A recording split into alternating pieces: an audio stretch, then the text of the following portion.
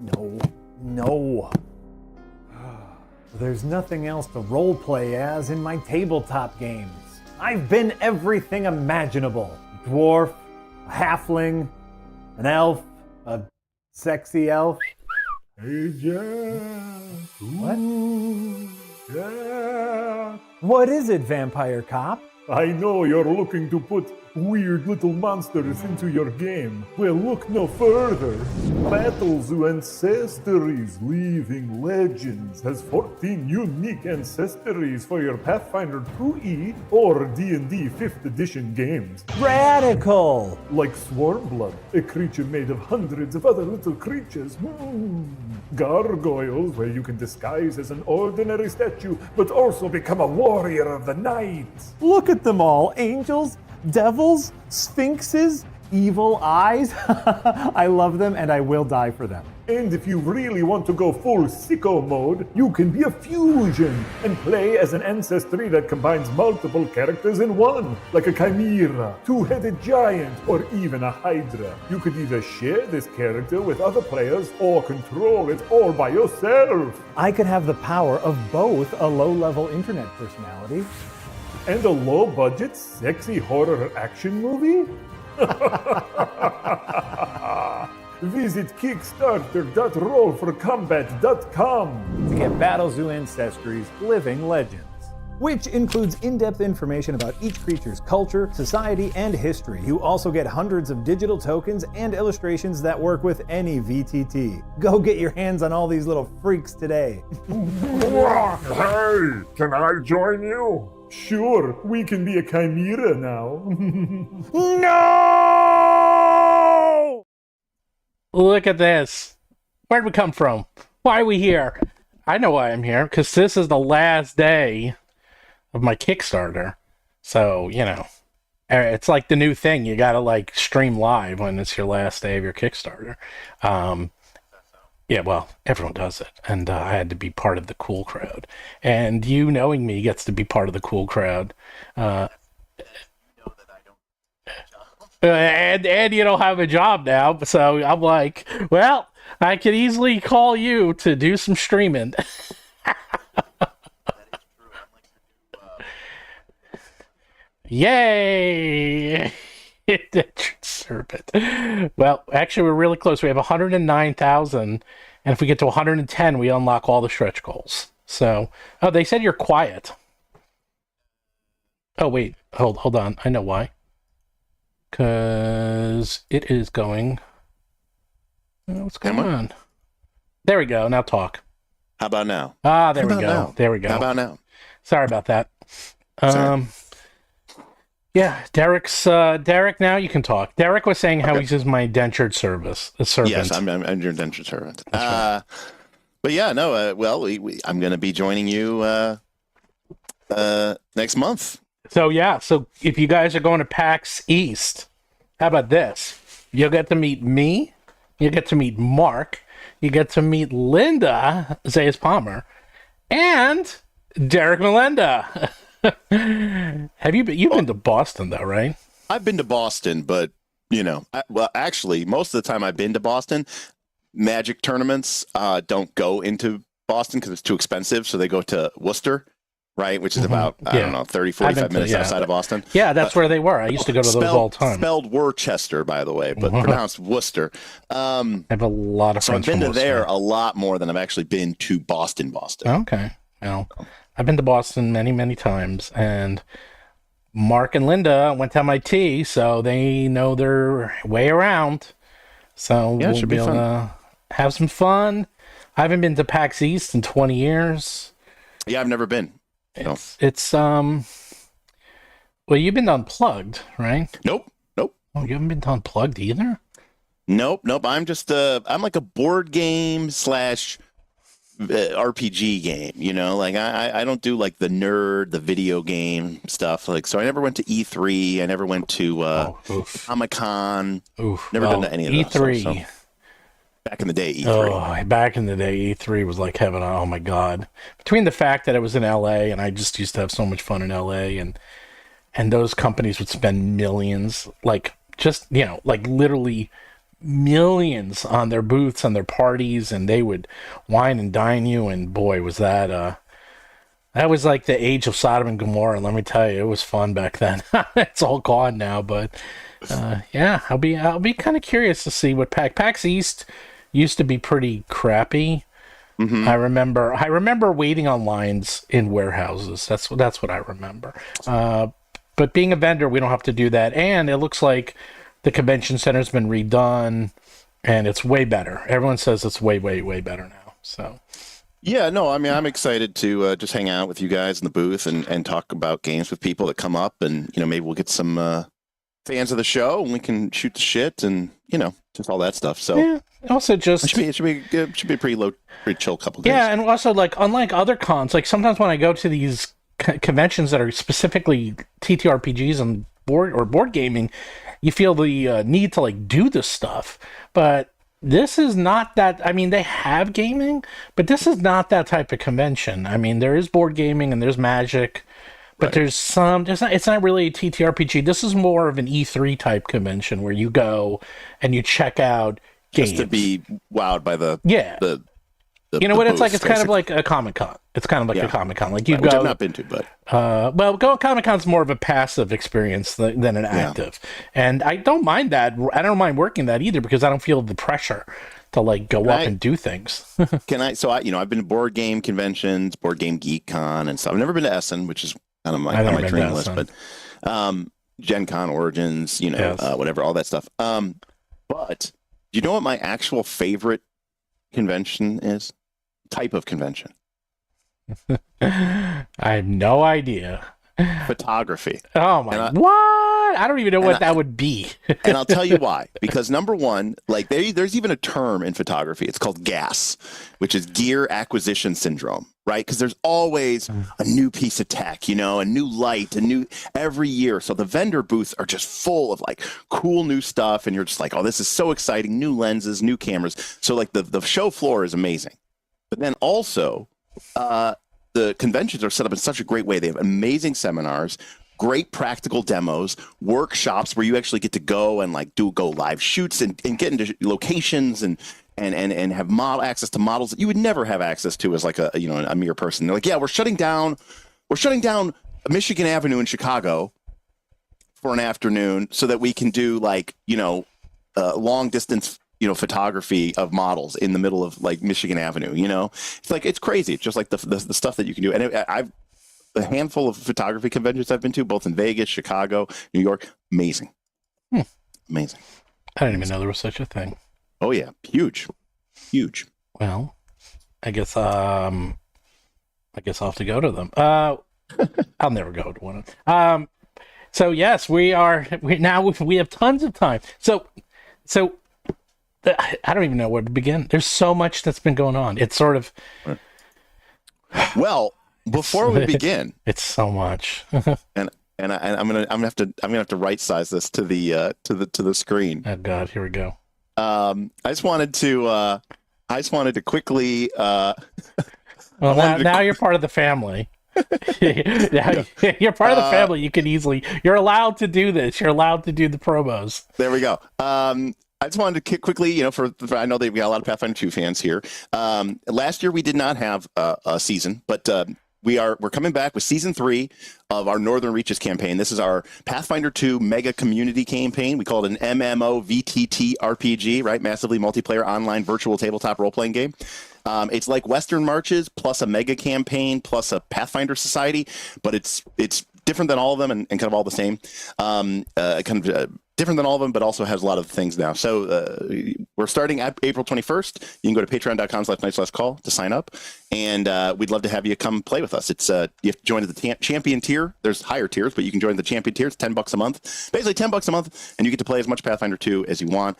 We have home custom rules. It's very player driven. It's a lot of fun. We didn't have a season last year because of scheduling difficulties, but we're launching it this year here in a couple of weeks. So you should definitely check that out, and I'll remind you about it later. But next week, we're going to do a live stream on my channel just to talk about Northern Reaches and what's it all about. So if you're curious about it, you can check us out then. So, what is, just tell me, what is the theme?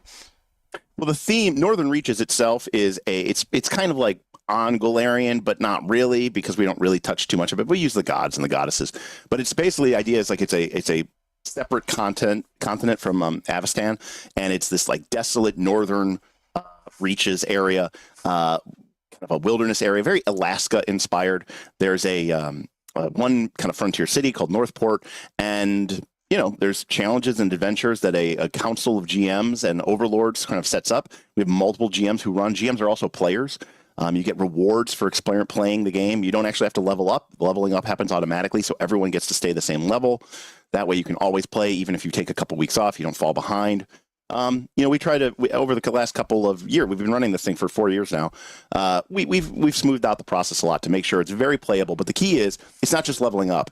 It really is player driven. There's a lot of like indie RPG elements of clocks and players initiating actions, faction, and it changes the world. It changes the story. It even unlocks new special abilities and new special things. You can see Jackal and Chad is saying, can't wait to unlock the Eldamon content in Northern Reaches this season. So there are things that are available, but the player base has to work together to get access to them. And it's a fun thing to kind of work as a community, not just in your own small group of 4 or 5 people, but a wide community. Very much like, the kind of some of the appeals of being part of a guild or a large community of players in an MMO.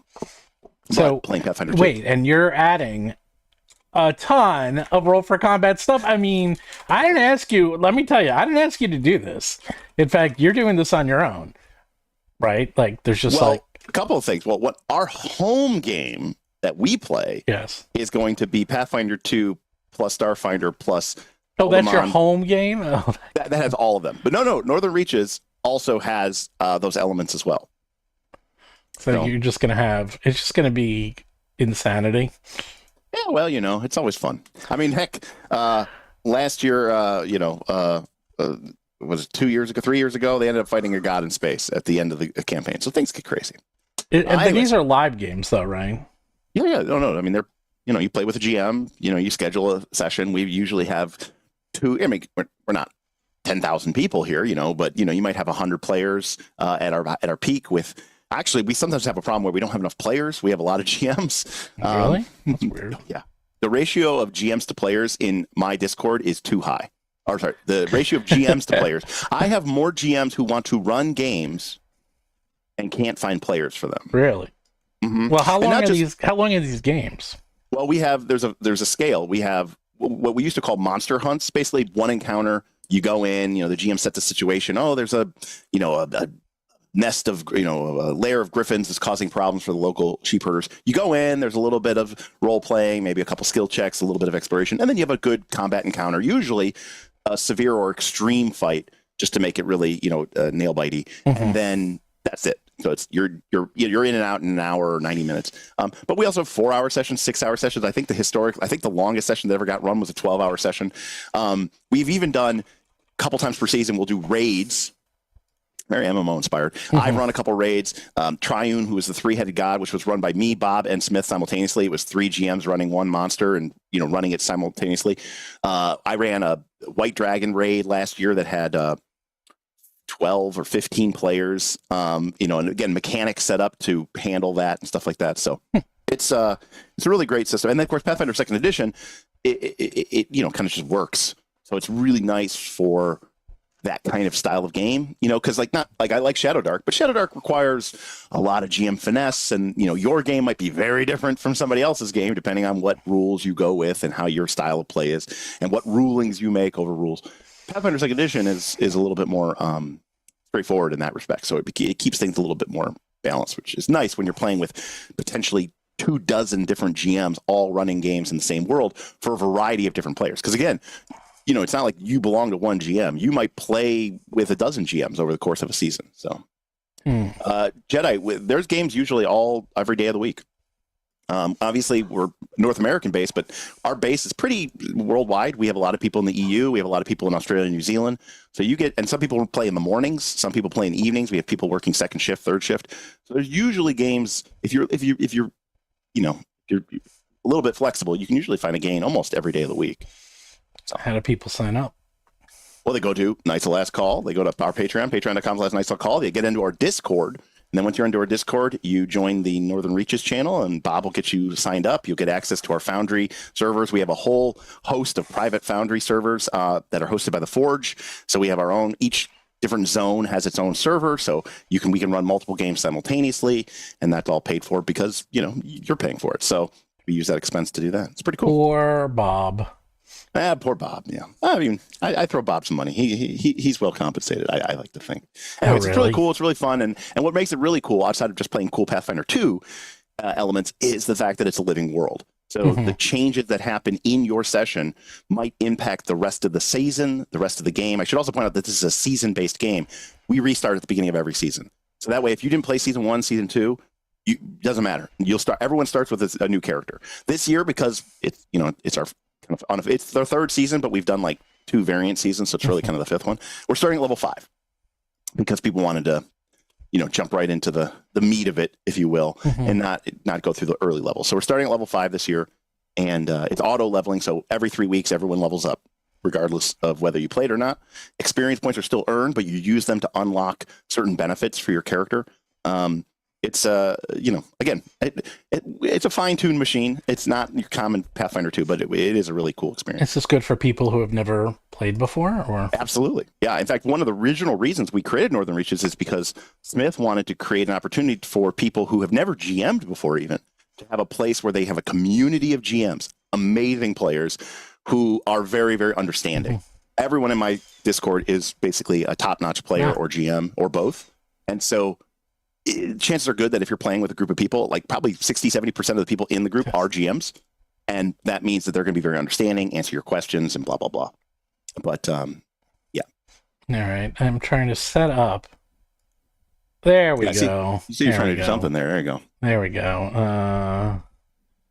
Stop studio mode. There we go. Let's make this a little bigger. So let's see if we can get to 110, and then we can unlock doubles. So. Oh wow, you're only $900 away, huh? Yeah. Come on, people. I know. Most of these people probably backed. So. Yeah. Well, not all. You never know. And if not, then we'll just keep this up there, and it'll look kind of silly. All right. Be honest with me, okay? Yeah. It says funded in 20 minutes. Yeah. If whatever you were at 20 minutes, I don't know what you were at. Whatever your original goal was. All right. $10,000. That was your goal. 10,000. Yeah. If a single person hadn't have put $1 in after $10,000, would you have even been able to print? It's never happened. Yes, but that's not my question. Oh, but that's not the amount. In fact, so it's kind of sad, but it was a DM's Lair did a very interesting video. So the DM's Lair, yeah. Luke from DM's Lair did a Kickstarter for a board game. And he actually did, if you want to watch a video, he did a very detailed video last night live explaining, because he canceled the Kickstarter after the first week and went through and showed that if he did the Kickstarter, he was going to lose like $60,000 because of the tariffs.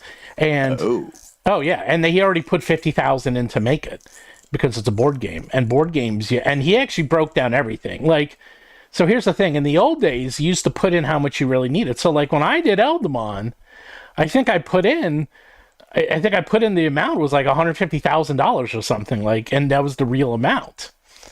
And it actually hurt me because the way the algorithm works in Kickstarter is it looks for like how much of a percentage you've been, Yep. In other words, it's like, oh, look, it's already at 300%. Exactly. Right. Exactly. So now everyone just puts down 10,000 and then they just cancel it if it doesn't make it. And that's that. So I will say, I haven't spoken about this at all. The tariffs for this project, if people are worried, as long as everyone behaves, will not affect us because books, and there's a very interesting article that because I don't know how I became. I mean, I guess I know how I became. Like, everyone's writing me, and when I mean everyone, I mean like people and businesses are writing me. I'm like, why are you writing me? Like, I mean, maybe you should write other people. But I guess anyhow, the American Book Association has an overview of the tariffs and explains how books are exempt. And there you go. So books are exempt. Books and anything kind of learning related. But like a dice or a plushie. Nope. Nope, 145%. Yeah. And think about that for a second. So, and he was going on explaining, it's like, so if I have something that's coming in that costs $20,000, I now owe the government $30,000 just to have my product.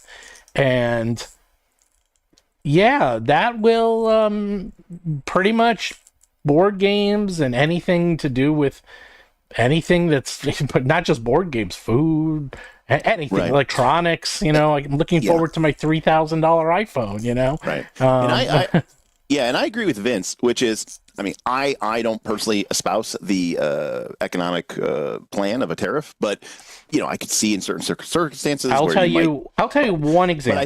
But I think the thing that's crazy about it is if it was part of a strategic plan. Oh, it's not. No, it's not. No, I know, but if it was part of a strategic plan and they put this tariff in place and they said it's not going anywhere, get used to it, but we're also going to be, creating a new fund to build back American manufacturing, and we're going to be giving people tax incentives, and we're going to be giving people huge federal loans with 0% interest for the next 20 years to build factories and training programs. If you want to go become trained to become a manufacturer here in the United States, you know, we'll pay for your education. If that was all the case, then people could bank on that, could bet on that. But as Vince says, the real thing here is you don't know what it might be something completely different tomorrow.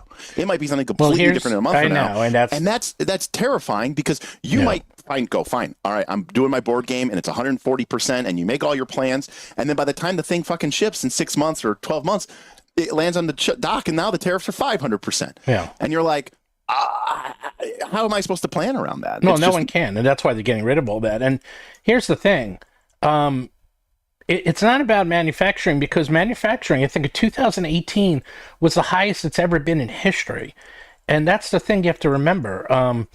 Manufacturing actually is very high in the United States. It just requires a very small number of people. We're just super efficient. We're super efficient, and it goes to robots. It goes like let's talk about super efficiency. Read any book about the history of Dungeons and Dragons, and there's many of them. And one of the most fascinating parts is they talk about how when they would put together the books, they would have this person's doing the writing, this person's doing the layout, this person's doing the editing, it took like 40 people to make one book. Okay. Right. And then they had to find printers. They had to it was so hard. And think about it, multi-million-dollar companies doing these books. Now I am doing this by myself. Right. I taught myself. It's kind of amazing when this was happening. I remember like 3 years ago, I'm like, wow, I had to learn how to contact printers in China and how to deal with tariffs and how to deal with warehousing and how to deal with retail. But I'm one person. It's like one person is doing the work of 50. And now add that to everything in America.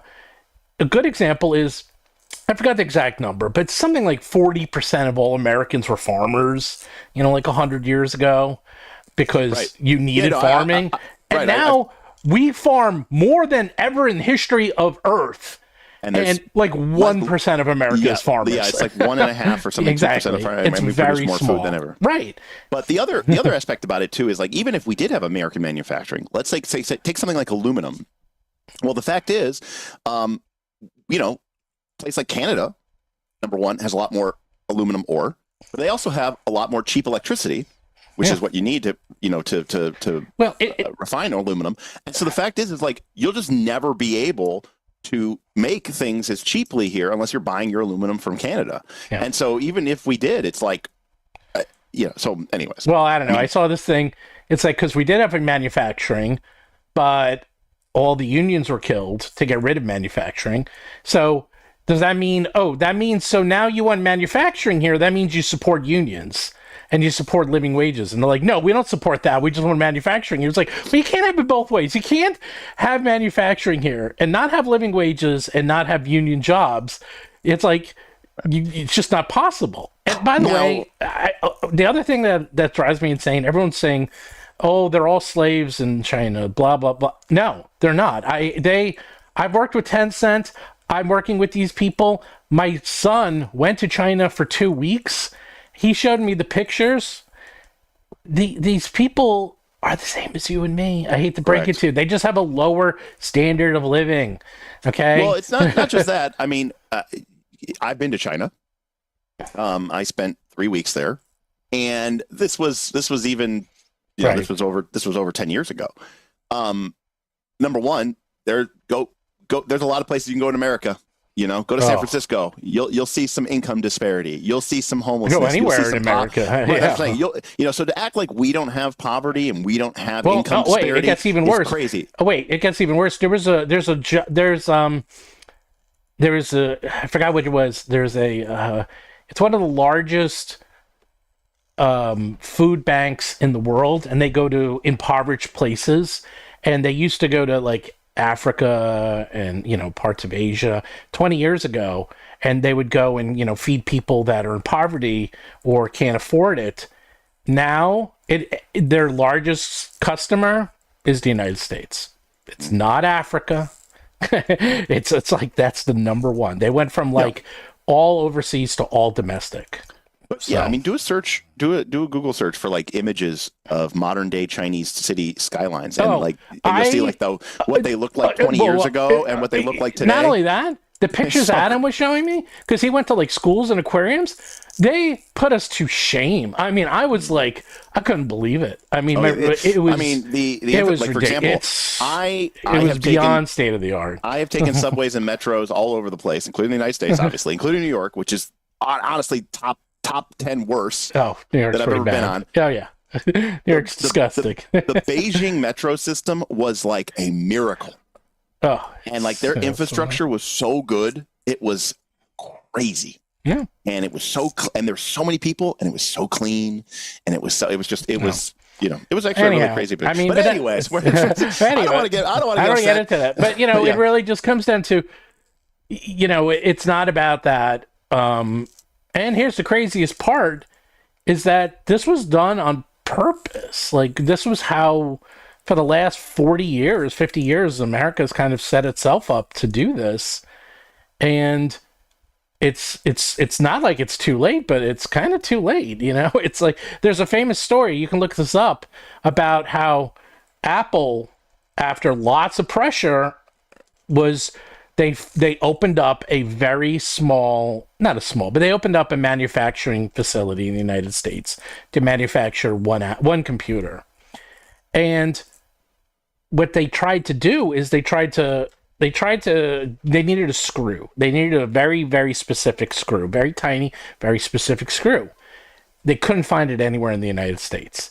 And then when they even found people who can manufacture it, none of them had the right equipment to have the right amount of tolerances, because the screw was so small, it had that perfect tolerance. So they had to import a screw that should cost like 0.00001 cents, you know, like it should cost nothing. And the screw costs more money than like half of the things in there. And then they just gave up because they're like, we don't have the facilities. We don't have anything. And on top of that, I remember that Obama asked Steve Jobs, I think at the time, he's like, what would it take to bring manufacturing here? And he says, nothing. Because if you took every single engineer that they needed in the entire United States, they still wouldn't have enough. And that's every engineer. And they can go to China and they can, you know, they said it would take them 18 months, 2 years to fill the positions they needed for top engineers to make these devices. They said they went to China, it took them 6 weeks. I mean... Yeah. Now, Garant is saying that in Xinjiang, there is 3 million slaves, 400K child slaves, all Uyghurs. You know, I'm not saying that China's great. I'm not saying that they don't have indentured servitude, forced labor. I'm not saying that at all. But I also know that that's not who's making my products. But I also can tell you that, you know, that's also true of you know, a lot of Mid-Eastern countries, places like, you know, the UAE and Saudi Arabia. So you know, it's a complicated situation, and I definitely would prefer it to not be that way, of course. Yeah, I'm not saying that that's not how China operates. I'm saying if you assume that, the people that are printing your products, they're very small companies. They have a dozen employees. I talk to them literally every day. They have the United States representation. I haven't been to their plants. I've seen their plants. They're just normal people. Now, I'm not saying they don't have these issues, because every country does. And if you think that doesn't exist in the United States, absolutely. Well, right. I mean, the vast majority of unskilled labor in this country, particularly a lot of the farming, is done by undocumented illegal aliens who are working for wages that no American would ever accept, and they are kept in very brutal conditions, and they are exploited. I mean, in my mindset, they are slaves, essentially. Yeah. And for the most part, people just accept that. And so there's problems everywhere. No one's perfect. Certainly not America. Certainly not China. So I don't know. Maybe I don't know. Maybe Norway is perfect. I don't know. maybe they're good. I don't know. They seem like they got their shit together. The Netherlands. What's a country you never hear about? Ever. Amsterdam, the Netherlands or Belgium or any of those. Belgium. Yes. Yeah. But anyhow,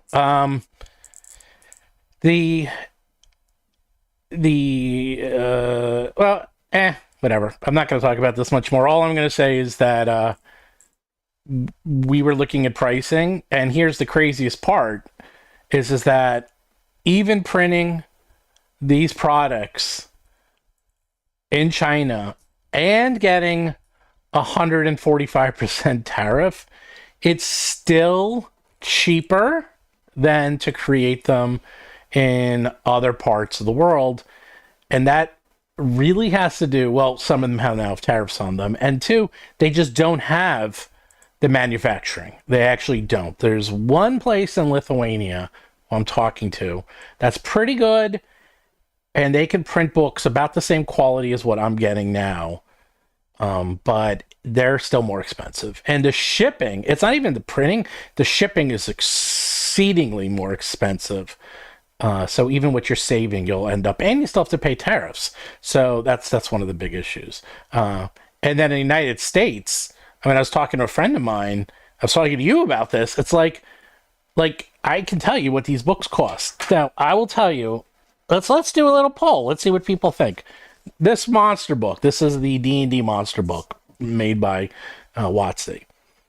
The art in this book probably cost, I would say, to create this book and to develop it, it's well over $1 million, but I would, the art alone is probably I know what they pay for art, maybe $250,000 for this art, easily, maybe 300,000, probably about 300,000 just for the art. And then development costs and time, blah, blah, blah, million plus, we'll say, let's call it $1 million.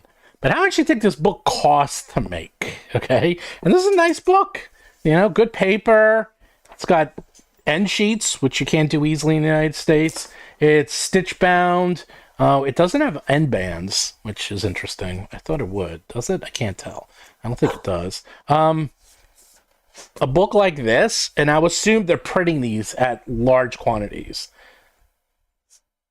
Anyway, I don't see any guesses, but a book like this probably costs $1, maybe $1.50. That's it. That's what it costs to make this. Okay. And people say, well, they're made in the United States. Not true. Some were made in the United States, and those are the ones that they use for Gen Con. They actually print a lot of these in Canada. Actually, Canada is actually pretty good for printing too. A lot of times people print in Canada for transportation methods, and also if they need it really quick, because one of the issues if you print in China, it can take 6 months to get your stuff here. So what you lose in price, you gain in speed. But a book like this in the United States would cost, I won't say this one. Let's say, I won't say D&D. We'll say one of mine. We'll say like this book. So a book like this, like a Elemental Storm, might cost $4 to $5 to print in China, and that's at a very low run. That does include development costs. To print this in Europe will cost like $9 to $10. To print that in the United States, which, by the way, won't have the best paper, won't have the end bands, won't have full color end sheets, won't have gilded color sides, it won't have any of that stuff, would cost $20, $25 per book. So you do the math. It's like, okay, it's costing me $5, and even at 150%, it's going to end up being $12.50 or whatever. Well, it's still cheaper than $25, and it's not as good quality. And more importantly, I was talking to American printers. You know what they said to me? I've actually found one. I found a printer that does yearbooks, because that's very similar. And they were like, yeah, we'll get you in the schedule in a year. I was like, what do you mean you get me in the schedule in a year? I'm like, so let me get this straight. Not as good quality, it costs more, and it takes longer. And so why would I do this? And you just won't. Simple as that. Anyhow. So let's talk about Jeremy Crawford and Yeah, and the good old Chris Perkins. yes. Well, okay, so for starters, I know some people are like, oh, they got fired. They got fired. No, they clearly they've been at the. I've been reading about Chris Perkins and Jeremy Crawford for the last 20 plus years. Those guys have been at WoTC for a long time, and they according to the vice president, what's her name, Vincenzo or whatever, Lizio or whatever, they were scheduled to retire. This was part of their plan. The fact that they both stepped away, I think, is just because maybe they had when your favorite buddy retires, you go, well, it's time for me to retire. But honestly, if I was them, here's what I'm thinking. They're very aware of the writing on the wall, and I think we all are, which is that there is never going to be a D&D 6th edition. If you're a game designer and you've been designing this game for the last however many years, you're there because you want to try new things. This is like, when artists, I always feel bad for artists, and I'm guilty of this too, because sometimes I'll complain. You'll have an artist, they'll come out with their first album, and everybody loves it. And then they have a second album. It's really just like the first album. But then the artist is like, look, we're artists, we're creators, we want to do stuff, we want to experiment, we want to do different stuff. So they come out with a third album, and it's very different than anything that they produced before, and people lose their shit. They're like, I hate it. Well, if you're Crawford, if you're Perkins, and you still want to work in game design at all, I mean, those guys are in their, 50s. They're like, look, I'm on the clock. I'm supposed to retire here in the next 10 years. And you're told, look, the mission going forward is to not really innovate the game. It's to make minor updates. It's just to keep the wheels turning. It's to keep the process going. It's going to be a brand more than a game. You guys did a great job. D&D, whatever we're calling it now, is in a great place. It's number one. It's not close. You brought it back from the brink with 4th edition. Everyone loved it. And, if you're told that, one, you're also hearing from corporate we kind of don't need you anymore. But you're also hearing, like, even if they kept me on, what am I really going to be doing day to day, week to week? What are my projects going to be like? I'm a creator. I want to write. I want to try new things, bold things, exciting things. And that's not going to happen at any foreseeable time in the future at Wizards of the Coast. Well, not only that, I heard through the grapevine that WoTC was offering very generous buyouts for people like in their 50s, and those guys were probably clearing multiple 6 figures. I guarantee they were making. They probably weren't making millions, but I mean, no. But they were probably making. I know what those guys. I mean, probably I'm sure they were making 500. Okay, I was even thinking more. like 350. I was thinking like 350, 400. No, but yeah, 400, 500. Yeah. So, highly paid employees who, quite frankly, you bought them for their passion, their vision, their creativity. We don't need that anymore. I need somebody who can design me a D&D tchotchke. Also, you figure they're probably like, well, they're either going to fire us or we leave on our own terms to get a buyout, Yeah, absolutely. I mean, and 100%. they weren't going to leave. The chances of them getting fired while D&D was finishing up 5th edition was near zero, especially because they were the face of it. So they knew they were safe. So they're like, if there's any time for them to get rid of us, this is it. Right. So absolutely. Take the buyout and leave. Yeah. So I definitely think it was a meeting of the minds. I think if you're the corporate D&D, you're going, we don't need to be paying these guys these high dollar. Think about how often, you get a development team together and they, work on a game for a long time. And then they launch the game, and then you're like, well, we don't need this development team anymore, So, and those are our top paid employees. Well, that's Crawford and that's Perkins. But I also think it's from the other side. I think they were sick of it. And I think that they were, I don't know those guys personally. I've only met them at, cons over the years and very briefly. But I do believe in my heart of hearts that those guys love Dungeons and Dragons, that they love D&D.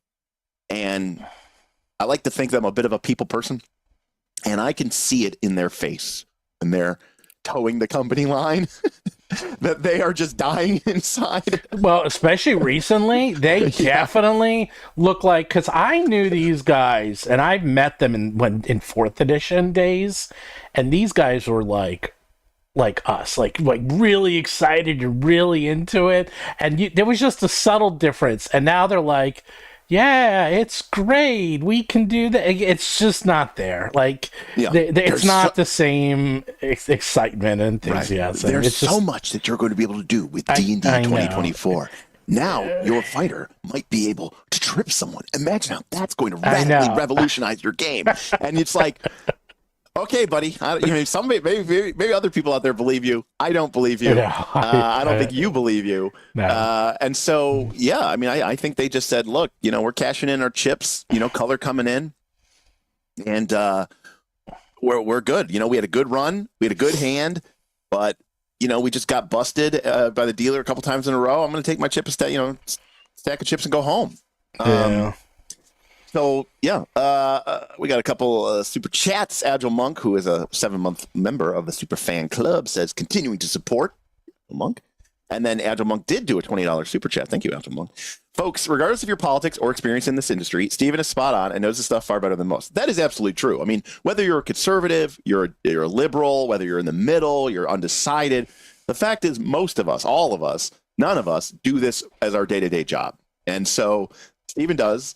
And, whether or not you, agree with him, it's not an opinion. This is an expert fact, so this is someone who knows what they're talking about. And you might disagree with some of the conclusions, but you can't disagree with the numbers and the fact that these are the ways things are happening. If this costs this and this costs this and he knows this and he knows this, that's the case.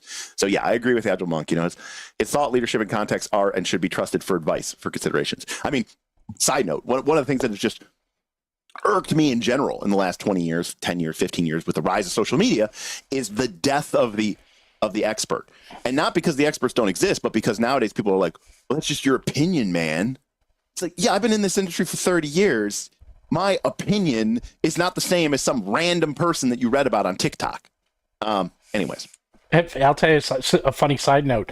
On Jeopardy, 2 nights ago, one of the categories was gaming. And they said, and I was like, ooh, of course, any game category, I'm very excited. And one of the questions was, I forgot exactly, but it was like, this character was given new abilities in the 60-bit version of his title game. And the guy said, what is Mario? And then pause, and then nothing. And he goes, what is Super Mario?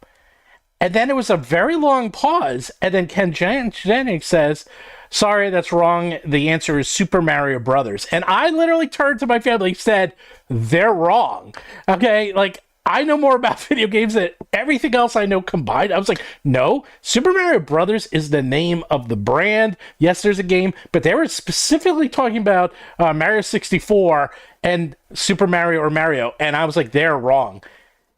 You never sound more New York than when you say Mario. Mario. Well, here's what's so funny. You said Mario. Mario. So what ends up happening, they go to commercial break, they come back, and they say, good news, we said that you will accept Mario. That is correct. I was like, I told you it's correct. But that's exactly what I was thinking. I was like, then exactly what you mean. It's like, there's experts look, I've done a million things, and I seem to know a lot about a lot of little things, but there's a few things I will say I'm an expert at, and it's video games, baseball, TTRPGs, those areas, I'll go toe-to-toe. That stuff I can go toe-to-toe.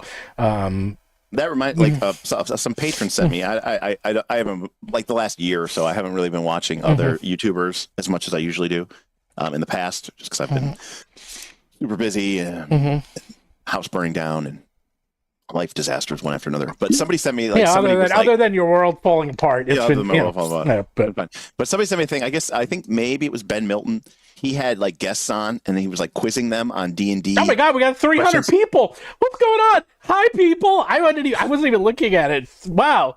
And yeah, come and support us and back Living Legends. And if you have any questions, feel free to put them in the super chat. We're going to get to them after I hear the story. Sorry. no, I guess Ben Milton, I think, was running like a quiz show with other YouTubers about like asking them questions. Yeah. And I haven't seen any of these. And everyone's like, "Oh, you should totally watch it like live, and then see if you can beat the other YouTubers and see if you can if you can actually get the." Do you know your stuff? And I'm kind of like, oh, okay, challenge accepted. You're pretty good. You're actually really good. You see, I'm not good with that sort of stuff, like the lore and the history. Like, you know your stuff. I'm actually really bad with that. That's your way of saying I'm a huge nerd. That's what you're saying. No, Mark Seifter, he will destroy. He, you know that game? You know those quiz shows where it's one person versus everybody? You know, like 1 versus 100, and it's like this one guy, and he has to beat 100 people. That's Mark. Mark is that one guy. He will beat everyone and handedly beat us all. I would not want to go up against Mark. No. You know where I would want to go up against Mark? Like pop culture. Oh, pop culture? He is pathetic. Like anything pop culture. I'm talking about specifically gaming. Which Kardashian is this? Oh, no, yes. No, we're talking Mark, about TTRPG gaming. Yeah. Forget it. Or Pathfinder rules. Pathfinder rules. I told you there was that quiz show they did where they would ask a rule, and you had to say whether it was a rule in Pathfinder First Edition, Second Edition, or playtest rules. And Mark got like 98% of them right. He got I think he missed like 2. And I was like, dude, how the hell do you? I'm like, they just doing the playtest rule, and these were so subtle. Like, it would be like 1 word difference between first, second playtest, and he would know. I'm like, well, I mean, he did work on it, so that I know, but still, it's ridiculous how good he is at that stuff. The next super chat was from Lot Unfinished Projects, $5. Where do you think they would land? New company, new game? Honestly, I think they could go anywhere. Yeah, they go anywhere they want. They go anywhere they want. I mean, any company, any game design company, whether it's a TTRPG manufacturer, look like Chaosium picked up Mike Merles. They could go to a video game company. Maybe they have a lot of value to their name brand. They could do their own thing. Yeah, they would probably get picked up. I would say Larian or like a video game company. Like that would be, especially those guys would be willing to pay them big bucks. Oh, that's right. It's like not only would they be able to bend over backwards, pay them big bucks, but they would love having them on, and it'd probably be in a fairly more relaxed job than what they did now. Well, that's why I said maybe they would want to maybe even do their own thing, because they've just, I mean, those guys have had to have been juggling burning brands for the last how many years? Just, all the corporate nonsense and just having to deal with, like, and they're like, dude, I just fucking love Dungeons and Dragons. I know. I just want to play. I just want to make, I just want to play, and I just want to DM, and I just want to create cool monsters and characters and feats and classes. So wait. And adventures. You want to hear the crazy thing? I mean, I love Perkins. I mean, Perkins used to be the editor for Dragon Magazine.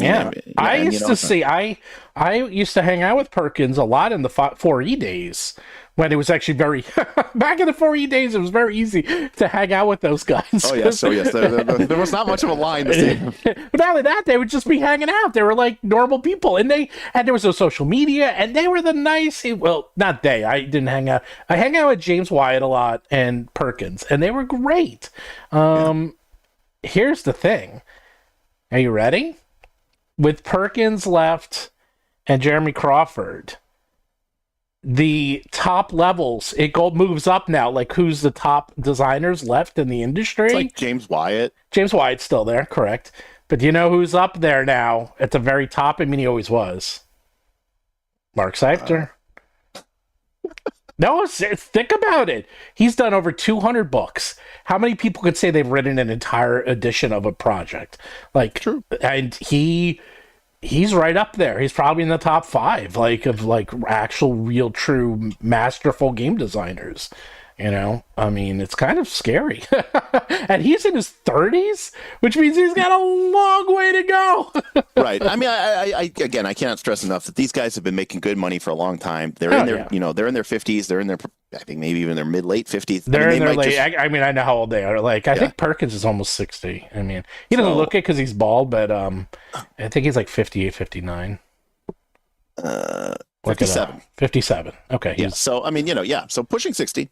And, he might just be willing to go, you know what? I'm tapping in. I mean, like, nobody would be like, hey, there's a guy who's worked in manufacturing for, the last 35 years, and he's got 45. A huge pension, and he wants to retire before, it's like, you're like, oh, what's going on? Why is it, It's like, no, yeah, he's tired. He wants to fucking, he wants to fucking take a knee. But Ian had a great question, which was, do you think that Chris Perkins' promotion shortly before his departure was part of a deal, maybe so he could get to leave at a higher position? That's a great question, because Chris Perkins did step away, right, from direct D&D and sort of become more of a, the creative director or something. He was no longer like the head of design. He became like sort of a high-level leadership position. That wasn't that long ago that happened. So I don't know. Maybe he decided that, maybe that was them putting him out to pasture and, saying like, look, we're not going to need you doing design anymore. We could get you, we could use you doing something else. And he just said, you know what? This is not what I want. This is not what I want to be doing. So by the way, I only have about half an hour. First time ever I have to leave early. So if we're going to talk about anything specific you guys want to talk about, get it in now, because I got to leave at 4:25, because I got to drive. Well, it was originally closer to 5, but there's a lot of traffic, and I got to bring Adam to the city, my son. And if you're tired of D&D and you want to play Pathfinder 2, yes, you need to check out Northern Reaches. We got 300 people watching. Tell them what to do and where to go. Oh, I see you have a Patreon and everything. Yeah, patreon.com/Knights of Last Call to sign up for the new season. Every season runs about a year, runs to the end of the year. You can type it into the chat. You are a mod. And as a result, you can you get to play Pathfinder 2 a lot. Quite a lot. And it's everyone talks about it. And if you're looking for a game where you get to play Pathfinder with, how many people is it? 50, 100? It's a lot. So it's a lot. Yeah, I mean, our max has been like 120 players base, and even when we had 120 players, I think we had like 40 GMs. So like the GM to player ratio was like 1 to 3. Yeah. But yeah, we're really excited about this, and we didn't get to do one last year. We kind of did like a fill-in season as sort of just kind of a joke. So really excited for this, and I think it's going to be great. So and Pathfinder 2, and with the remaster in place, it's going to be good. Could be good times. So I definitely recommend checking it out. Patreon.com/Knights of Last Call. And join the champion tier. Let's see. We got a couple things. Cal Derek says $2. Where is Dragon Tide? Frowny face. It's coming, Cal. I'm sorry. Is that your thing? Well, I mean, they're both my things, but Northern Reaches we've been doing for the past 4 years. All right. You want the whole story? No, we don't have time for the whole story. Long story short, last year Dragonbane became very popular in our Patreon, because to be clear, we play a lot more than Pathfinder 2. So people are like, hey, we want to do Northern Reaches, but for Dragonbane, not Pathfinder 2, because some people like playing Pathfinder 2, very crunchy, lots of feats and choices, and Dragonbane's much more like beer and pretzels, woo, mirth and mayhem, and that kind of appeals to different groups of people. So we were like, yeah, we should make a mega campaign for Dragonbane, and it was going to be called Dragon Tide. It was going to be like a nautical based game set in an archipelago. You know, a la the Indigo Isles, or the Jewel Isles. What is it called? Indigo Isles. Indigo Isles. I got it right. Yeah. But it, obviously I've been super busy and stuff like that, so I haven't had a chance to get it finished and launched. So, lot unfinished projects. Asking the $1 million question with a $2 super chat. Where does D&D go from here? My answer, someone else who did mention Schneider's still there. Yeah, Wyatt's still there. Yeah, James Wyatt. Amanda Hammond. Amanda Hammond's very interesting, because both me and Mark are very good friends with her. She worked at Paizo forever, and she was there for years, and then she went to Cobalt and then stayed there for a very short period of time. And now she has become one of the faces and leaders. I think at this, she's going to get really heavily promoted. She'll probably become one of the top people for D&D. Definitely, she already kind of was the face, but she's probably going to be like the face for D&D going forward. You're the expert. We just talked about that. You're the GOAT. All right. You got your monster manual out. You got your Dungeon Master's Guide out. I know what they're doing. So I spoke to them. I know. What are they releasing in 2026? Oh, 2026. They're just going to go. Well, something interesting is they're doing something kind of smart. They're kind of using the Pathfinder model, which I was like, thank you. I wish you guys did this a long time ago. Like, that's a good model. Like, keep the engine. And their old model was, we have the engine, we're going to release adventures. Okay, and that's it. They didn't release anything else. They would release adventures, and then very occasionally, a new rule set. But that was kind of it. But now they're like, well, we'll release a little bit of everything. They're releasing a new magic system later this year. That they did like non-Vancian. No one knows. They just said new magic system. So I went to Gamma, and I went to the Gamma show. I sent you a picture there, remember? I said WoTC had a posse, because it was all the WoTC people sitting, and they all had their WoTC shirts, and they're all like in a row. It was like, WoTC has a posse. It was actually pretty funny. But they went through, and this is for the retailers, people's stores, like what to expect from WoTC, and they do magic, but they also do D&D, and they have a slide, and they go through everything, and they explain in detail throughout the whole year. And they mentioned, they're going to be doing a new magic system. They won't talk about it. There's one book they haven't announced yet. That's the October book.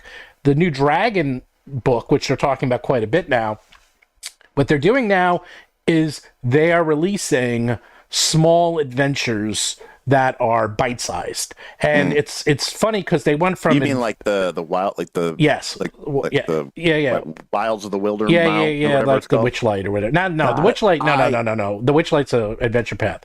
No, they were doing Adventure Paths. No, I know, but you're talking about like the Icewind Dale one. It's like small compilations because, and the funny thing is, if you read the Vecna adventure. The Vecna adventure tried to have both ways because each adventure is completely standalone, and then they tried to connect it. And it's like, if you play it standalone, they're great. If you play it connected, there were so many holes. I mean, it was like I can drive trucks. I could drive tankers through these holes. They were gigantic. It was like such a mess. But it was actually like some of those adventures were awesome. I kind of liked it. They gave up. I don't even think the Dragon book has any connective tissue. I think it's just like, here's 10 adventures. I mean, go for it. You know me. I like that system. I like modular system. I don't want. Well, you know what? Who's also going that way?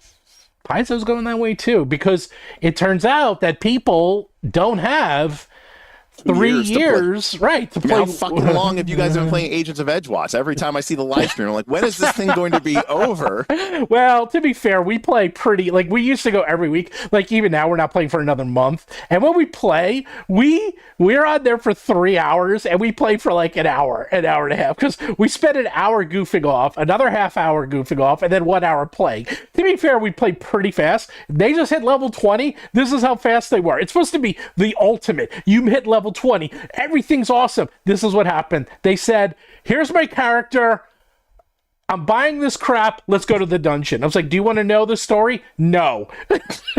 like we assume we're trying to save the world, can we just go to the dungeon and start fighting? And I'm like, yep, and that's exactly what we did. And let me tell you something, people here, if you've never been, I know a lot of people who have been playing D&D for years now. I mean, when I say years, I mean like not 20 years, but like 5 years, 6 years, who've never actually made it to the like actual end of a game. No, this is 20. Let me tell you something. We're at the end. Let me tell you something. There's a point you reach, usually around level 17. Yeah, they're done. Where nobody cares anymore. Yeah. You come this far, and you understand that getting to the end, and it's like it's in sight, and everybody just puts their head down and just goes, let's fucking just do it. I don't care anymore. Just roll initiative. Let's go. Roll for combat. Yeah. Oh, yeah. Big bag. Okay. What is it? Some strange monster with tentacles. All right, let's kill it. You know, and that's, I mean, I can't even tell you almost every campaign I've ever played in that have gotten to the end of the campaign. it ended that way. Yep. And it's usually around 17, sometimes it's 18, but you reach a point where the GM doesn't care, the players don't care, but nobody wants to walk away. You know, you're like, I know. Come this far. Yeah. I only need to put in 3 more months, and we can say we did it. Well, 1 to not 20. only that, I will say, like, they were like that, but the last dungeon they were in was pretty cool, and they really liked it.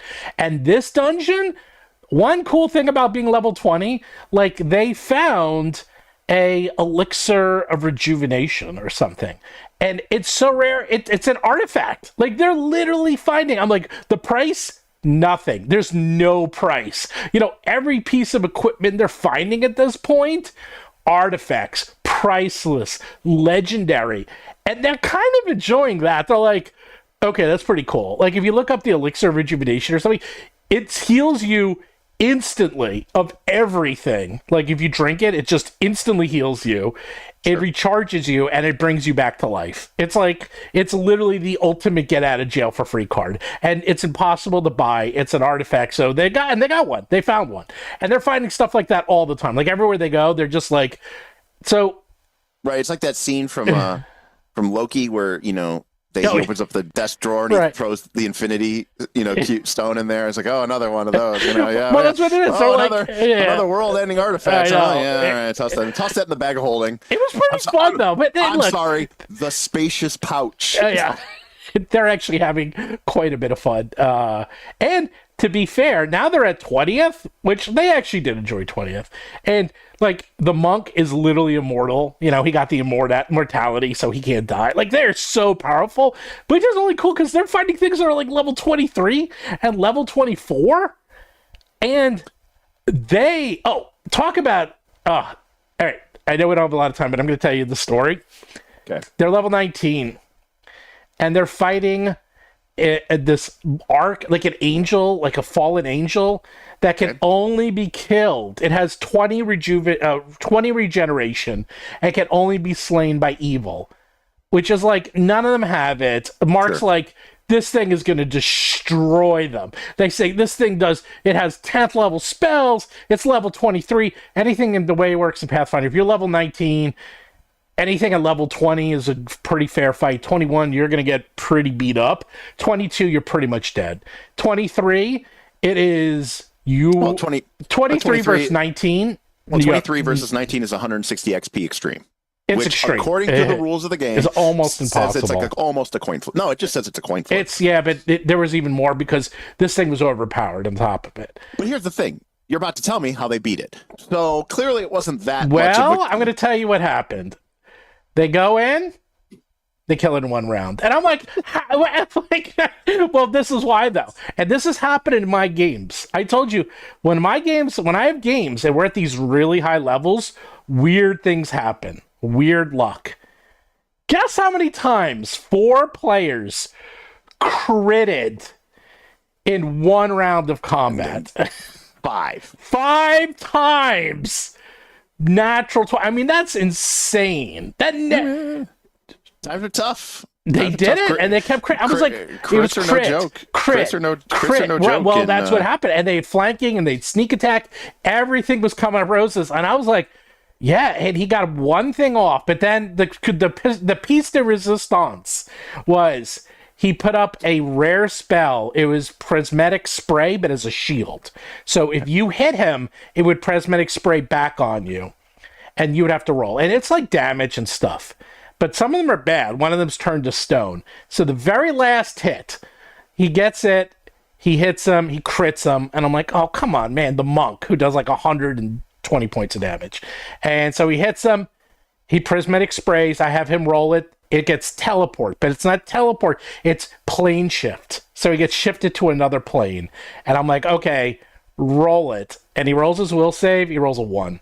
And I'm like, oh, baby, you're going away. And so he kills him and then he disappears. The group's like, where'd he go? And he disappears. But then it gets better because he goes, okay, I have a wish spell, like one of the other characters. And he's like, I'm going to wish. And I'm like, here we go. We got to be careful how you word. He goes, I'm going to wish just to have him re-roll it. That's it. Like, none of this, like, I want him to come back or anything. It's like, just can he re-roll the save? And I'm like, that's fair. You're not getting greedy. You weren't getting, there was no like weird wording. I'm like, can he re-roll the will save to see if he can come back? And I was like, okay, wish granted. And it was an artifact too they used on the wish. So he rolls to save. He rolls a 1. Yes. And then I go, not only did you get plane shifted, you got plane shifted to Elysium, and you're like loving it, and it's beautiful there, and it's great, and then you roll a 1, and now you just instantly got plane shifted to the abyss, and now you're stuck in the abyss, baby. What a jerk. He's a devil. He was fine. He's a level 20 devil. He was fine. He got his way back. Actually, we did a little roleplay thing. But that's how it was. It was like, okay, there's 5 crits, and then 2 critical saves in a critical fails. Like, it's just like, I've had this weird mojo. This has happened to me on the last sessions or these. This happens all the times. I know it's impossible. I know there's no such thing as luck and all this. Yet it happens to me all the time. And I have video evidence. I got podcasts. You can listen. You can see this. This is all live. I'm not making this crap up. You can go onto our channel and see this happen live. It's unbelievable. Anyhow, yeah, they're level 20. Back to what I was saying. The future. Wait. I get my short little thing. Okay, you get your short story. Somebody was talking about abomination vaults, and they were talking about the void glutton, and they were talking about the were creature, which is like the were ranger that's in that dungeon. Do not let them get near the void glutton. So the void glutton is this very famous monster from Abomination Vaults Book 1 on level 4. Now, to put this in perspective, if you're level 4, you have 4 points of accuracy from your level 4. You have trained in your weapon proficiency, so +2, so you have 6. 2, yeah. You have an 18, so you have +4, so you have a 10, and then you have a +1 weapon. So your bonus to hit is +11. By the way, I know the answer to this because Vanessa Hoskins wrote that, and I know the answer. And if you have a spell, maybe a bard spell, you might be able to get a +12. Well, the Void Glutton, which is fought on level 4 of the dungeon, is a level 8 creature. So this is party level +4. And it has an AC of 30. Yeah, I think. Okay, now, I think it was what's mistake, funny is, by the way, the thing is, it's also immune to all spells, except for, amongst others, like there's like 3 it's immune, not immune to magic missile. When my party fought this, they had kind of found out about the Void Glutton, and this is Pathfinder 2 for you in a nutshell. Because of a mix of archetypes and stuff like that, the party went in, and the wizard during the fight cast nothing but 3 action magic missile. The barbarian cast nothing but 3 action magic missile. The monk rogue cast nothing but 3 action magic missile, and like the druid or something cast nothing but 3 action magic missile. And they embarrassed this thing. They killed it in like a round and a half, 2 rounds, because it got off like 1 attack, and they were just like, oh, okay, well, you're immune to magic. Oh, you're not immune to magic missile. Oh, you have AC 30. Oh, these auto hit. And everybody was like a machine gun. It was just like, you ever see like clips of WoW where like 20 mages are casting arcane missile all at the same time? That's what my party looked like, and they just completely embarrassed it. So, by the way, the future of D&D, they're going to be doing what Paizo does. They're going to release small splat books, but what's smart is I think they're going to actually release products that aren't just adventures, but they're going to actually expand the product. But one thing that's smart is like, oh, they're releasing something on dragons. Well, I don't have to tell you, as someone who has a beautiful line of dragon books, who puts out dragon books on a constant basis, and just is finishing up my latest one.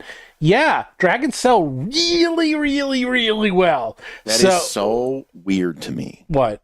That dragons sell so well. People love them. People love them. But they don't use them. Well, I guess in these adventures they do. I mean, I don't know. Well, we'll see. We'll see. Look, I don't pretend to understand how anything in this industry works because I'm so different than like everybody else. Well, they're doing the dragon book. I forget what else they're doing. They're doing like another. Oh, that's what they're doing. They're doing the book in Waterdeep or Baldur's Gate. The Baldur's Gate book. And that's pretty smart because they're going to have, tie into Baldur's Gate. I mean, they're basically doing their greatest hits, but they actually are going to release things other than adventures, which is nice. Because I never quite understood that whole thing of like, oh, we'll just release adventures. And I mean, I guess it worked for them for a while. But I mean, I guess. I mean, I think they were understanding, perhaps rightfully so, that the modern day player is looking more for a Jubention type experience than, you know, what I would call a D&D experience, right? Of creating your own game, your own sandbox, your own hex crawl, your own mega dungeon, your own series of adventures. Here it is. Someone wrote it. The Forgotten Realms Player's Guide. Right. I knew there was a couple. So that's actually interesting because they're now doing Player's Guide that's actually really smart. I'm going to tell you why. So lore books don't sell. Like, lore books are great. They sell really terribly. They're the worst selling books by far out of all books. So they kind of did it. That's actually really smart. They're like, oh, a Forgotten Realms Player's Guide. I'm like, ooh, it's a Player's Guide and lore book. Very smart. That's a very smart thing to do. DM's Guide, they already did DM's Guide. The Eberron book is called Forge of the Artificer. All right, they're coming out with the Artificer. They're coming out with the Dragon book. Forgot what else they're coming out with, but I mean, in my experience, and I don't know why this is, people love freaking new classes and subclasses, which is so weird to me. Because when you're playing, the one true statement of TTRPGs is it happens really fucking slow. And so, like, DM's Guide for Forgotten If you have Realms. 80 classes and you're already playing in a campaign, like, how many classes do you need? Like, even if you were playing a new class every 6 months, you know, in 4 years, you're only going to play 8 classes. Like, why do you need 80? I don't get it. I just don't. Well, you don't need 80, but they only have one. They're putting in Artificer, and that's it. I mean, but with all the subclasses and all this other stuff, Pathfinder 2 has like 30. Well, they put out, you know what, that's been slowly because they only put out 2 new classes a year, but it's been adding up. I mean, Vince is right. I mean, the players like classes. It's all aspirational. Ooh, that would be cool. Can you imagine? WoTC is whittling away all the creatives. Vince is right. Why would anyone play it? They're not, because those guys, it's a big team. And actually, I know the other people on it because half of them came from Paizo, and they're very good. Those are, like, strangely, this is where it gets really weird. There's more people now on the creative team that worked on Paizo and Pathfinder that worked on D&D. That's funny. It's very funny. So you're going to get your funny Pathfinder whether you like it or not. And let me tell you, when I read the new rules, there's a lot of Pathfinder stuff in there, like the Pathfinder methodologies, let's just say, that I could definitely read and see the influence on. Well, that's just like how Pathfinder 2, there's a lot of influence from 4th edition D&D because people like Logan Bonner and stuff like that. Yeah, exactly. Yeah. But it's... No, they're going to iterate. I mean, that's what they're going to do. Didn't they say that in 2024 version they were going to like shift from Forgotten Realms back to Greyhawk? Yeah, but then something called Baldur's Gate 3 came out, and they gave up on that. They're like, whoa, I guess we're going right back on that promise, because no one's heard of Greyhawk, and Baldur's Gate 3 is like one of the most popular games in the history of all time, so we're going to jump in that boat 2 feet first and never leave. We're going to be paddling away in that pond for the rest of our lives. Meanwhile, I'm like the only person in history who has never played, I've never even loaded up Baldur's Gate 3. What about 1 or 2? Oh, I mean, I played 1 and 2, of course. Well, then that counts. Greyhawk's in the DMG. Yeah. Well, look, it's brand recognition, and that's like the biggest brand recognition. What gods do they have? Do they have Paylor, or do they have like Saint Cuthbert? You know, I don't know, because the one I like is the Theros guide. That guide. Oh, I don't have it here anymore. Oh, yes, I do. It's over there. The Theros guide is. Well, that's not fair, because that's coming from Magic the Gathering world building, and that's always going to be superior. So. Oh, well, not only that, Theros, that's like the best set they ever did. That set is fantastic. And you know, Theros is heroes with a T. Nice. James says Theros was written by Wyatt and Schneider. Well, they may have written the book, but they didn't write Theros the setting. No, the setting is Magic. Design. Yes. And the Magic setting is... that was such a good set. Can you name all 15 gods in Theros? I can. No, I couldn't even name one. Heliod? Nope. Asa? Nope. Erebos? Nope. No? Oh, actually, I mean, I remember them as you say them. Okay. All I do remember the combos. Like there was like green and red, or yellow and black, and yellow. Yeah, yellow. There's yellow in there. Xenagos, Karametra. It was Xenagos, I remember. Yeah. Wow, you are. See, this is what I meant. Like you're good at this geek stuff. Like that stuff, I'm good at. Now, if you ask me video game questions, I'm really good at that. Wow, we got 304 people here, and you want to keep going? I'm gonna go drive my son. I can just keep the stream going, and you can go. No, it's all right. Actually, speaking of Magic the Gathering, I'm supposed to go potentially draft tonight. So new set, new Tarkir set, baby. Oh, I saw that. Isn't that like a dragon set or something? Yeah, Tarkir Dragonstorm. That's how you're gonna have to say it every time too. Yes. It's like, is that a spell? You're like, I cast Dragonstorm. There's a spell in the set called Dragonstorm. It's unplayable, except probably like EDH, but it is, Dragonstorm. But people are taking up on you. They're doing all the god names. Yes. Is it? Well, Jedi said Elpis, and Elpis is not a god. You probably meant Elfara, Farah, Oh my god, who was the blue-white goddess of cities. Such a geek. It's not necessary. How many classes do you need? No, wait, whoa. Nin says, wait, it's cool to be a dragon in Magic, but not D&D. Well, you're not a dragon in Magic. Number 2. Whoa. You could be a dragon in D&D if you want to get Battlezoo Ancestry Dragons. Look at that. We got 45 different dragons you can be. So, how dare you? How dare you? Look at that. Look, your dragons. Look at them. Look at that, Derek. They're hanging around. They're just, they're playing cards. Look, you know what they're playing? They're playing Magic the Gathering. I don't want to yuck anyone's yum. I'm glad there are people that love that, but my Dude, God, no. These dragons, have you played my dragons? They're great. You don't know what you're talking about.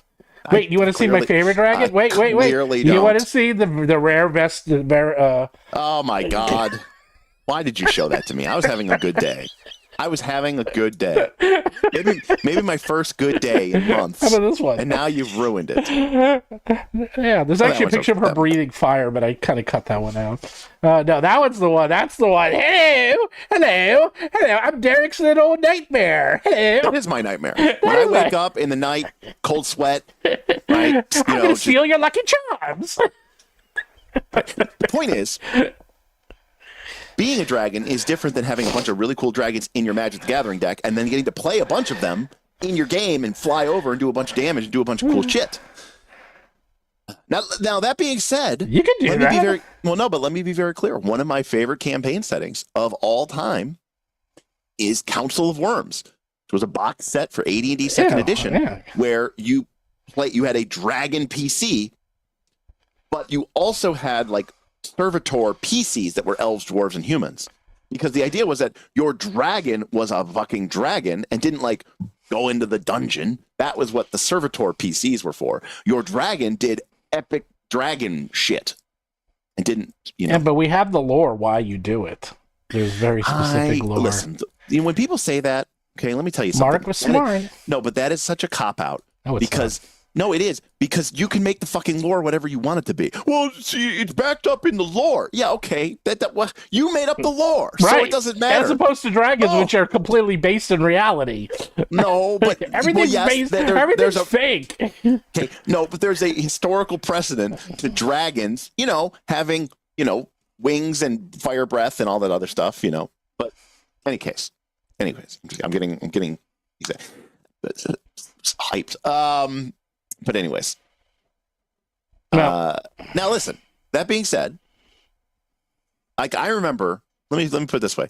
I remember there was an MMORPG that came out. It's called Horizons, and one of the big things in it is that you could be a dragon, and everybody was a dragon, except for me and Smith. We're the only people who are not a dragon. We're walking around like we're playing Dark Age of Camelot, or like we're playing Asheron's Call, or like we're playing, I'm trying to think of a million other defunct MMORPGs. And everyone else is running around as a dragon. But, what's your problem? Dragons are awesome. My problem is that... Well, in 4 weeks...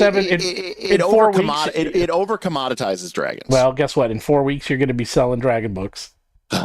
and I'll be hyped. You'll be hyped. You'll be like, do you want to play a dragon? Do you want to play a dragon? Why would you want to dual wield swords when you can breathe fire, poison, gas, or magical pots of gold coins? Whatever the fuck that thing does. You're like, you want to be this weird little thing? Well, now you can. I'm convinced that there is a non-zero percentage of people out there in the 5e Pathfinder D20 sphere whose job, whose goal, whose ultimate core essence of their being is, I want to play the most fucked up thing that could ever possibly exist. That's all my players. Yeah. You know what it reminds me of? There's a I don't really watch Family Guy. I only ever see things. Years ago, I saw this clip, and it's like, Family Guy, but like as the Muppets, and it's like Kermit and Miss Piggy. I saw that. And I know exactly what you're saying. And Miss Piggy goes, she goes, Kermit, I think there's something wrong with Kermit Jr. And he goes, oh, let me take a look. And then it's like this half pig frog monstrosity in the crib, and it's like, kill me. Okay. Yep. People want to be that thing in the crib. That's what people want of course they do. Why do you think? In fact, if you want to be that thing, you only have a few hours left to back Battlezoo Ancestry's Living Legends, where you too can be that thing in the crypt. You can play. What can you play? You can be a were-crocodile. Wouldn't you want to be a were-crocodile? You can be a beholder. I mean, yes, you can be a beholder. Yes, you can. I'm not denying that you can be one. You're asking me, do I want to be one? You can be an angel, a devil, an evil eye, a sphinx, a gargoyle, a were-creature, a lamia, a giant, a golem board, a swarm blood, which, by the way, oh my God! You want to read it really well? That is the best thing we ever released. That thing is so good. Psychopump, I can't even pronounce it. Serophage, which is basically a mind flare, and a boreal or a fusion. And if you look and there's a picture of Voltron, yes, you can Voltron. You can become Voltron. I swear to God. Of all of those ancestries, the one that I am most likely to play is Voltron.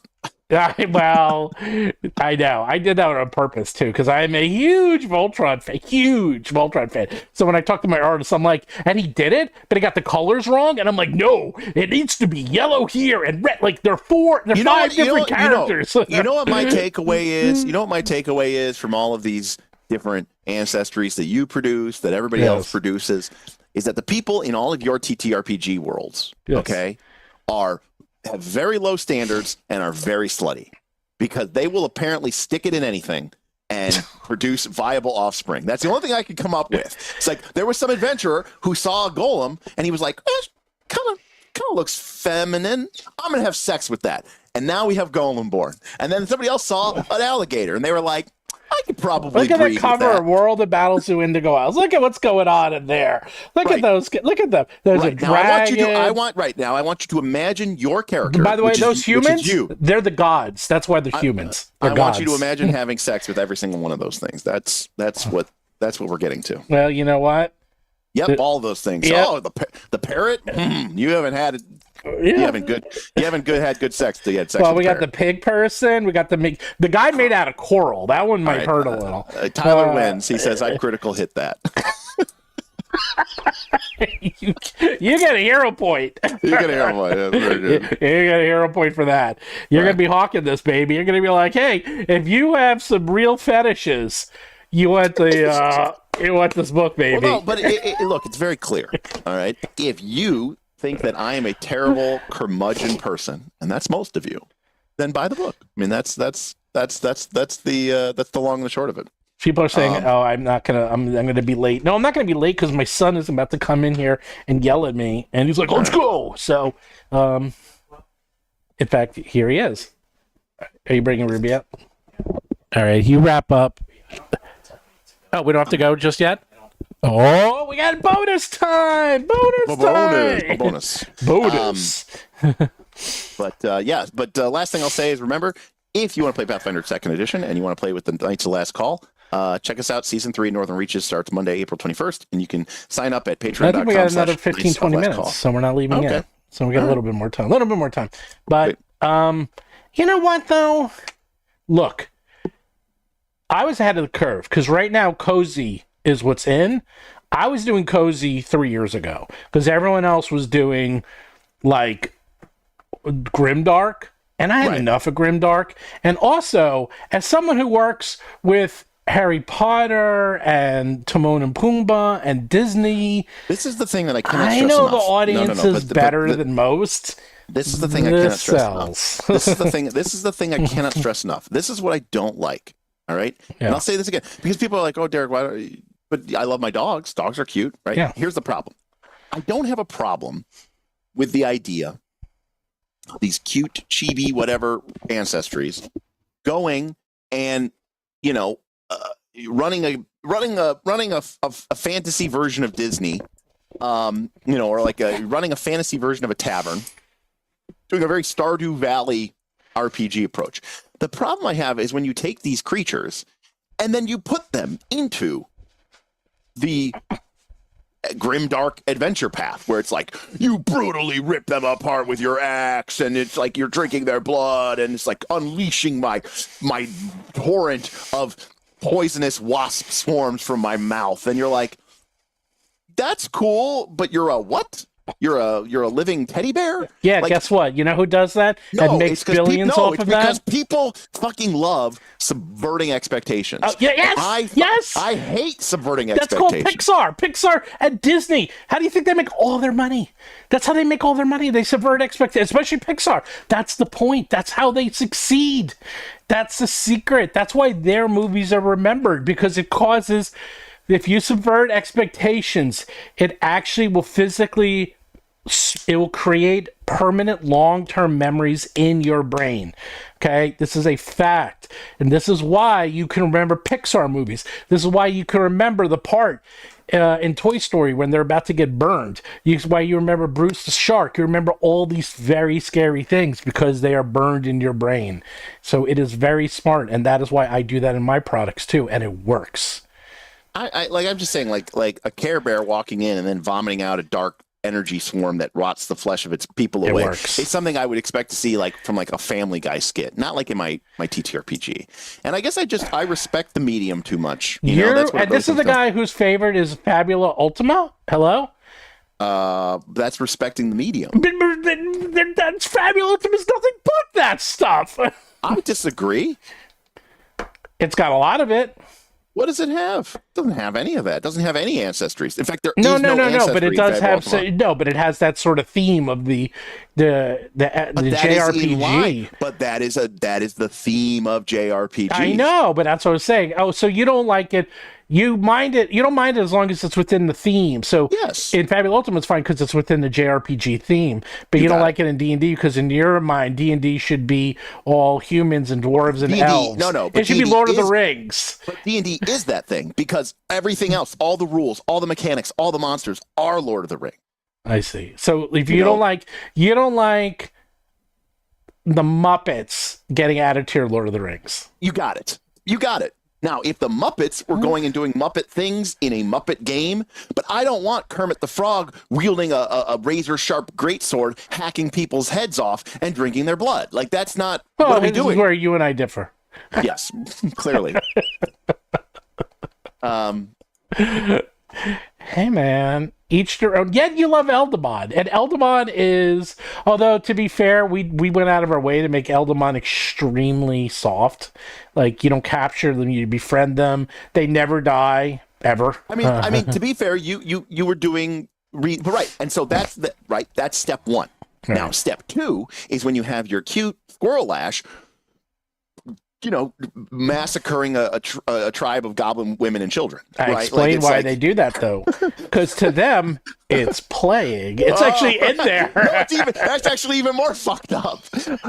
well, you know what? I hate to break it to you. That's how the world works. I mean, when is dogs... it just me? Yeah, or is it getting and that's how they do it with attack dogs. And attack dogs learn through play to become attack dogs. They don't know exactly what they're doing. They do it because it's fun. And they're taught and get rewarded for doing things like that. So... anyways, point is, you never saw Pikachu, going all Liam Neeson on somebody and, shocking them for torture to be like, where's my daughter? Ash is like, where's Misty? Pikachu, hit him again. And Pikachu's like, Pika! And just like, electrocuting somebody is a form of torture. You know, that wasn't in the thing, but I promise you there's going to be somebody out there, probably already happened 8 times, that is going to be using a, I don't know what the base electrical Eldamon is, but it's going to be like, can I torture them with my electrical jolt? Is that something that I can do in the room? And it says he does that. I can find the episode. All right, well, then you know what? Pokemon's way more fucked up than I ever remember it being. Oh, Derek. Is so naive, so naive. You know what? Yes, I am but a young lad who dreams of a wonderful, and beautiful world that does not exist. Pika torture.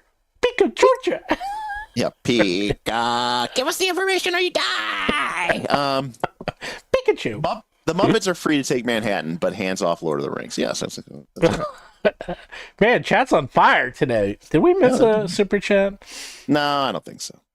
I don't know, we had a couple. Oh yeah, how many classes do we need? Well, now's the time. Super chat away, because I can leave at any second if you want. Realistically, in chat, put it in chat, okay? No. How many classes do you like? You know, believe it or not, your game is going to end. Oh no.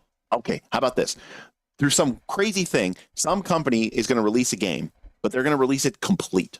Like every single book that would ever have been produced for that system is released on day one. Now, you don't have to buy them all on day one, but they're all available. And they'll never make another book. How many classes do you want in that system? You want 3 classes, 10 classes, 100 classes? You pick the number. Tell me in chat, how many classes do you need in a game system for it to be, you know, yes, I want to play this. Dekalam already gets my respect for saying 0. I don't know if they're being a troll or serious. There, I made a poll. There. I like that. All right, there we go. Polls up. I'm gonna put mine in. There we go. Nin says 1 for each PC. Cal also says 0. TJ says okay. Let's assume a sort of D20, and you know this might change your vote. Sort of a D20 trad space. You know, maybe it's a 1 to 10, maybe it's a 1 to 20. Maybe it's even a 1 to 30 if we're talking like 4th edition D&D. But like not like a are subclasses considered classes? Are subclasses considered classes? That's a great question. For purposes of this whole, yes. Yes. Yeah, so this is a class-based system. It's not a skill-based system or whatever. We're 400,000. Yeah, I wish $400 away from the 400. All right, come on. Less than 400 actually. Yeah, no. Like my Dragonbane, the classes are barely classes in that respect. Void.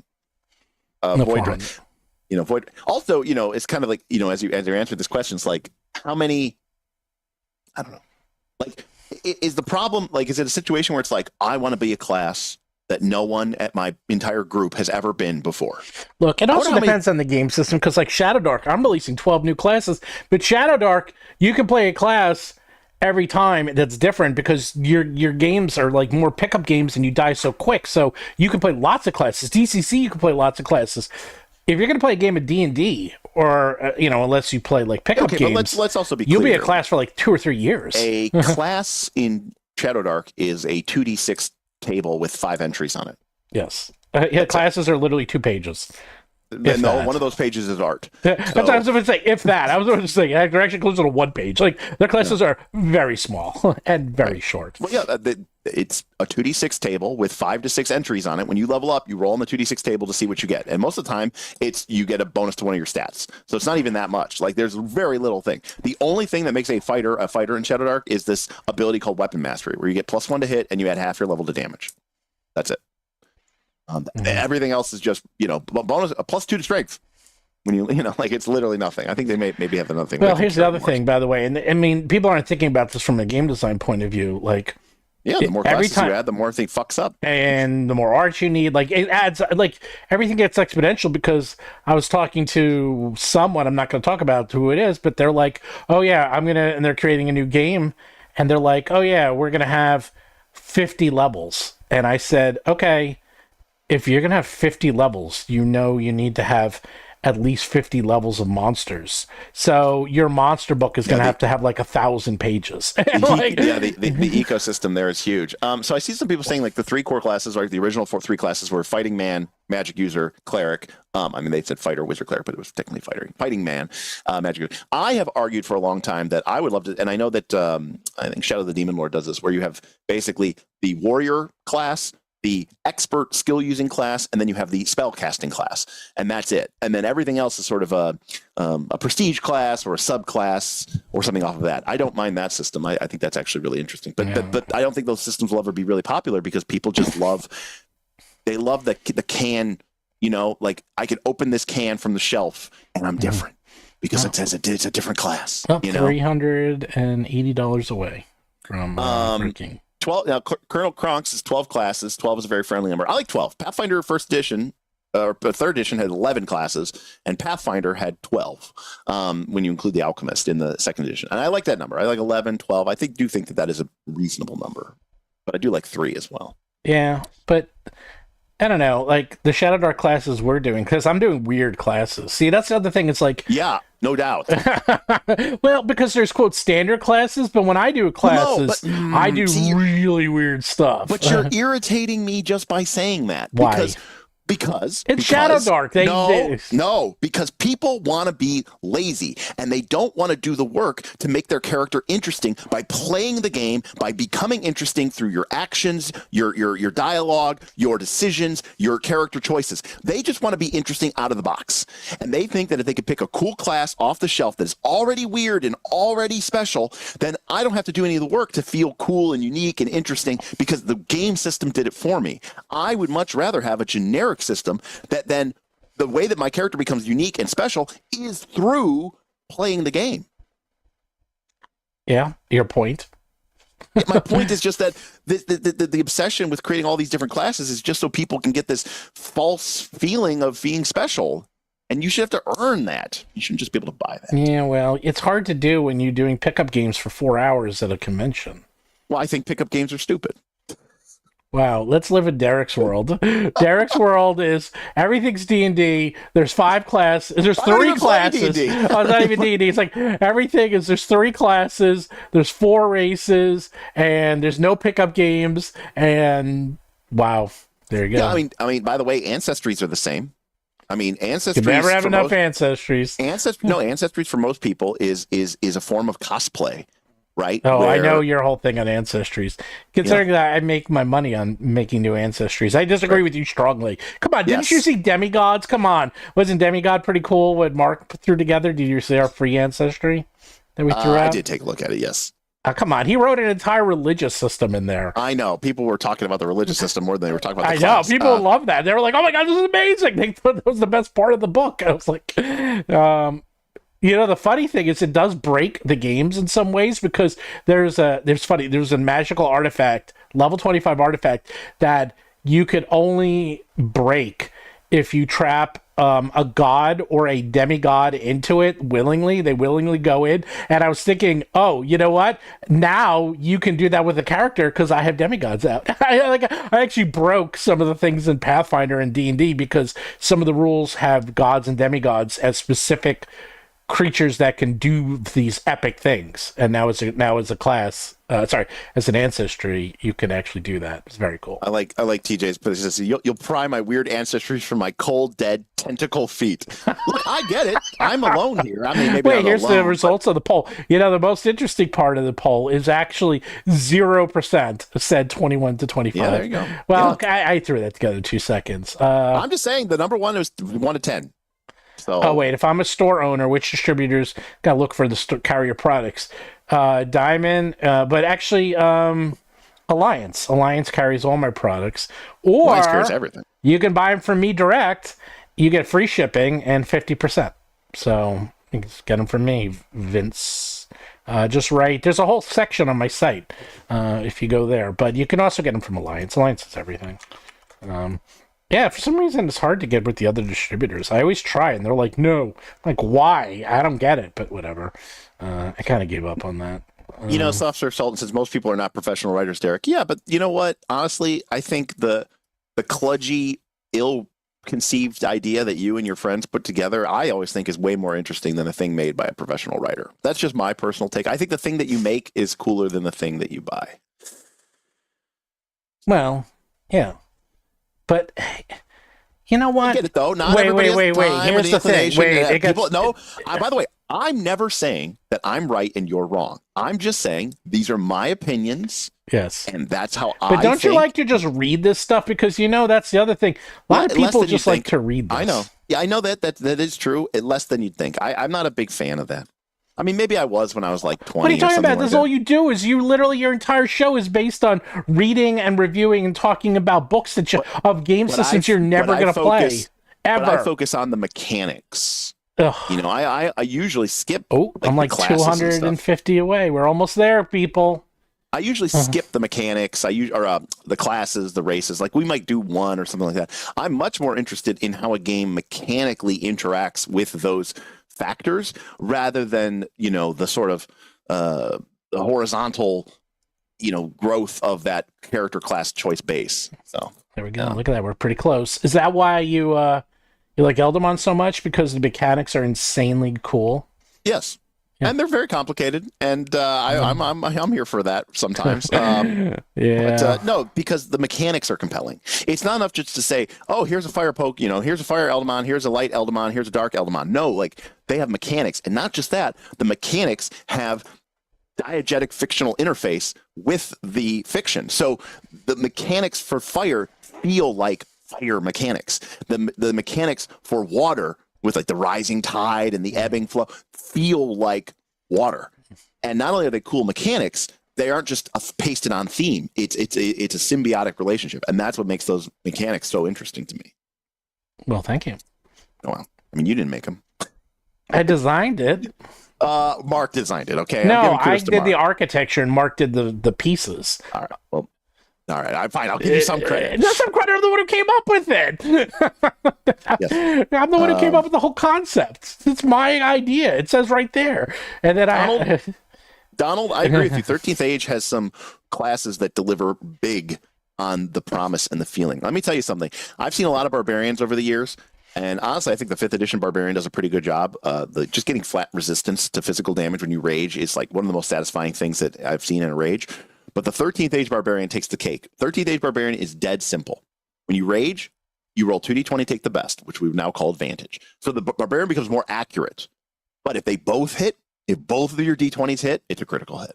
And that is just like, sweet. By the way, new dragon, the Rage Dragon. That's right, coming out in Battle Dragons. I've been working on that right now. That's right, these are dragons they rage and rage and rage. And in fact, they are honorary members of most barbarian tribes, and they love them because they are rage dragons. It's pretty cool, actually. The battle dragons are pretty sick. Those guys are... that I invented. I invented the battle dragons. That'll be the fun thing, is any of these dragons, they become a big thing. Alicorn dragons are actually becoming pretty big, and we invented those, so... If you take a unicorn and you take a dragon and put them together... Yeah, they're fucking. I get it, Steven. They're all having sex, okay? I get it. I didn't say that. Turns out that it's actually just, you know what? Instead of monster hearts, right? It's monster manual hearts. And it's just playing with different sexually active monsters from the monster manual, and then we figure out what their offspring are going to be. That's how you guys determine who you're next. Is that the battle zoo? You see, it's called the zoo because they take them all together and they just have a big orgy, so we can just get all this stuff. See, and you guys thought I was weird for liking Monster Hearts, but look at what you like. Look at what you like.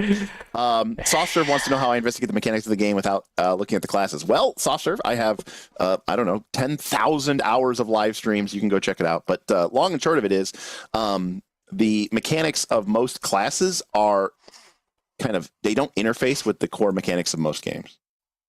Most of the time. So, the best part is if you want to see this live, go to PAX East and find me and Derek are going to be at the booth, and you can interface with both of us. Which is and apparently slap me. I mean, that's right. Oh, that's right. I'm going to get you a shirt. I got a shirt's going to say slap me. I forgot about that. Steven is a lover, not a fighter. That's right, baby. Yes. I truly am. That's how I won. I still haven't died in Shadow Dark. And you know why I haven't died in Shadow Dark? Love. because the joke is that's true. I have never died. I fell into a pit with Kelsey Dion as a GM of 100 zombies, and everyone at the table was like, "Oh, you're dead now." I got out, no problem. Of course, people who I dragged into the pit with me, they all died, but I made it and had lived. And even Kelsey, because she couldn't believe it, because I'm a lover. Phoenix Guard. What do you need to get the Wooden Mimic? Oh, the Wooden Mimic. It's one of the tiers. And Freelancer, we look at the classes. I just don't go deep into them. Like, we might look at one class, see how the class mechanics look, but like, I don't really obsess over like, what does it get at level 15? What does it get at level 17? Like, I don't really care as much about and that. by the way, one of the ways I'm getting, how I'm getting around the tariffs on these items, I bought them all this last week. I've been really busy. That's all. Did you read that thing about like Apple, like? Yes. Like rented 10 jumbo jets and like flew them out of China with loaded to the gills with iPhones. And so guess who also did that? Nintendo. They got over 1 million Switch 2s here secretly. And that's a common tactic. So remember when the Xbox 360, I was actually, but back when I was in my video game days, and you can look me up on the internet. I'm actually in Wikipedia for this. How about that? They were selling the Xboxes 360s so fast, and they were doing so well that they were flying them over in jets, and they were losing a fortune to get them over here because they couldn't get them here fast enough, and they had to constantly be flying shipments over and over again, and they were losing. I remember I was talking to them at the time, and they were just losing millions of dollars, but they didn't care because they needed to get it over here. But yeah, that's actually a pretty common tactic. And guess who's also doing that tactic? This guy, because guess what? I had to get all my inventory in before May 2nd so it doesn't get hit with the tariffs, and I just had to pay a couple grand in flying over dice boxes and minis and other fun stuff. And I just ordered a ton and hope I have enough because, great. A lot of fun. Welcome to the new world. Drug smuggling. I was thinking about that. So back in the day, I'm just imagining now like a small unmarked plane flies over Steven's house and like throws, bundles of books out of the door, the side door. They land in his backyard in the swamp, and he has to go out and catch them. Yep, that's pretty much what's happening. Before the ATF comes and finds them. Yeah, seriously, that's how I roll. That's how, don't report me. No, I mean, everything I'm doing is legal. It's all legal. No, but you know what we used to do back in the day? I don't know if they still do this, but like we would send things to people in countries that it was illegal. And this is back like in the 80s and 90s, like people in Russia, like we used to send things to. And what we would do is wrap them up in clothes. And like you would send a big thing of clothes and you would wrap the clothes. And then inside you would put like electronics or things you were trying to smuggle in. And we would do this all the time.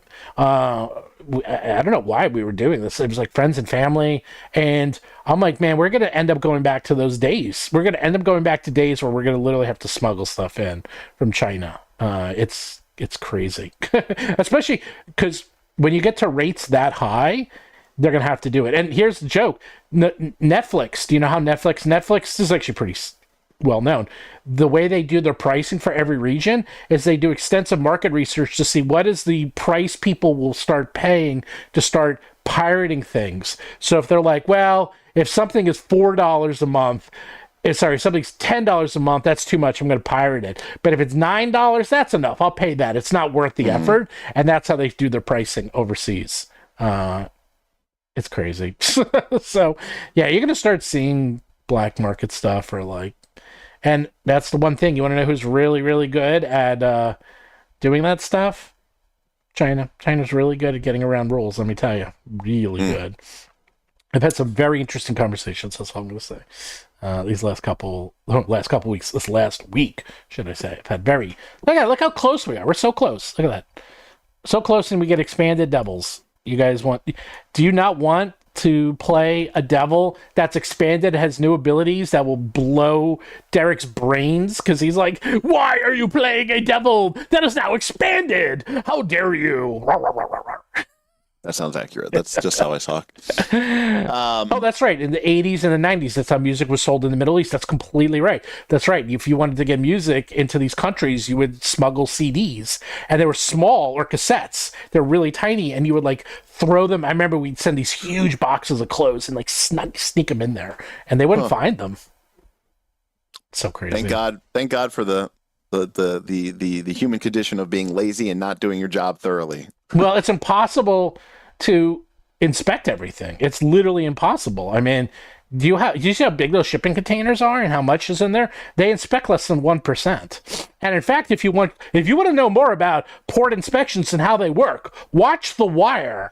I think it's like which season when they're in the Baltimore ports? That's a great season of The Wire because they explain how the drugs get into the country and how they get through the ports. That is a great season. I forgot which season. Was that season 3 of The Wire?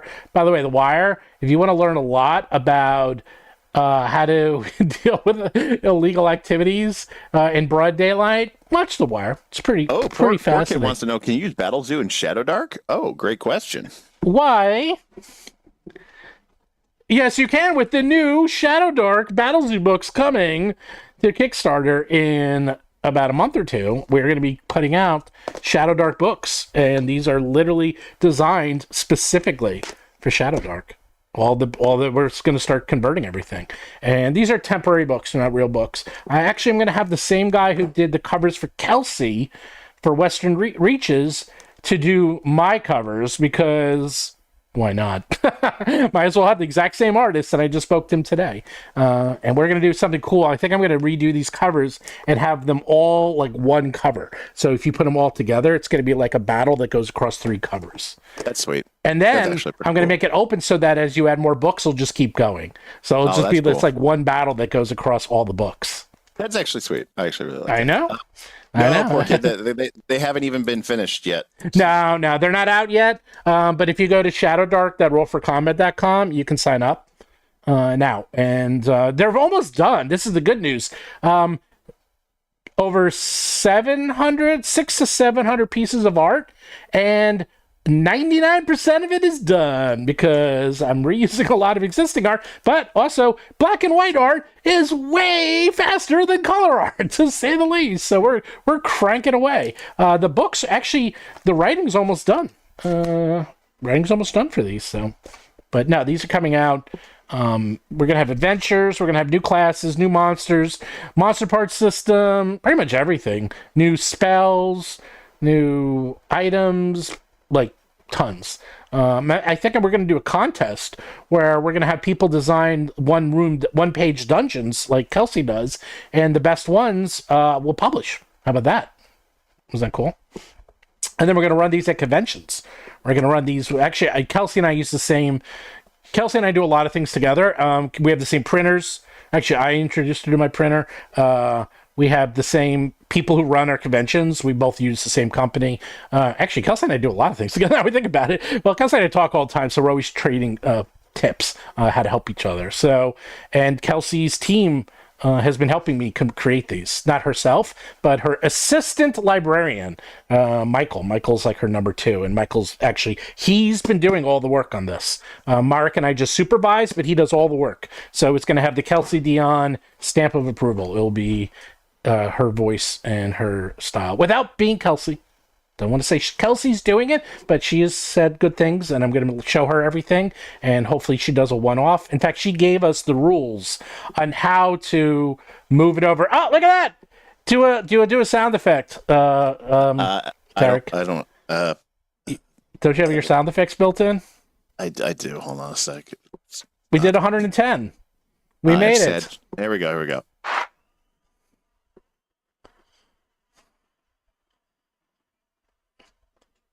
Yay! There we go. There we go. There we go. We made it, people. So that's the last stretch goal. Maybe I'll add another one. Maybe at 115, we'll add a new living... Oh, I know what I'll do. I will add at 115. I'm going to put an artwork of ancestry. Which ancestry do you hate the most, Eric? That's tough.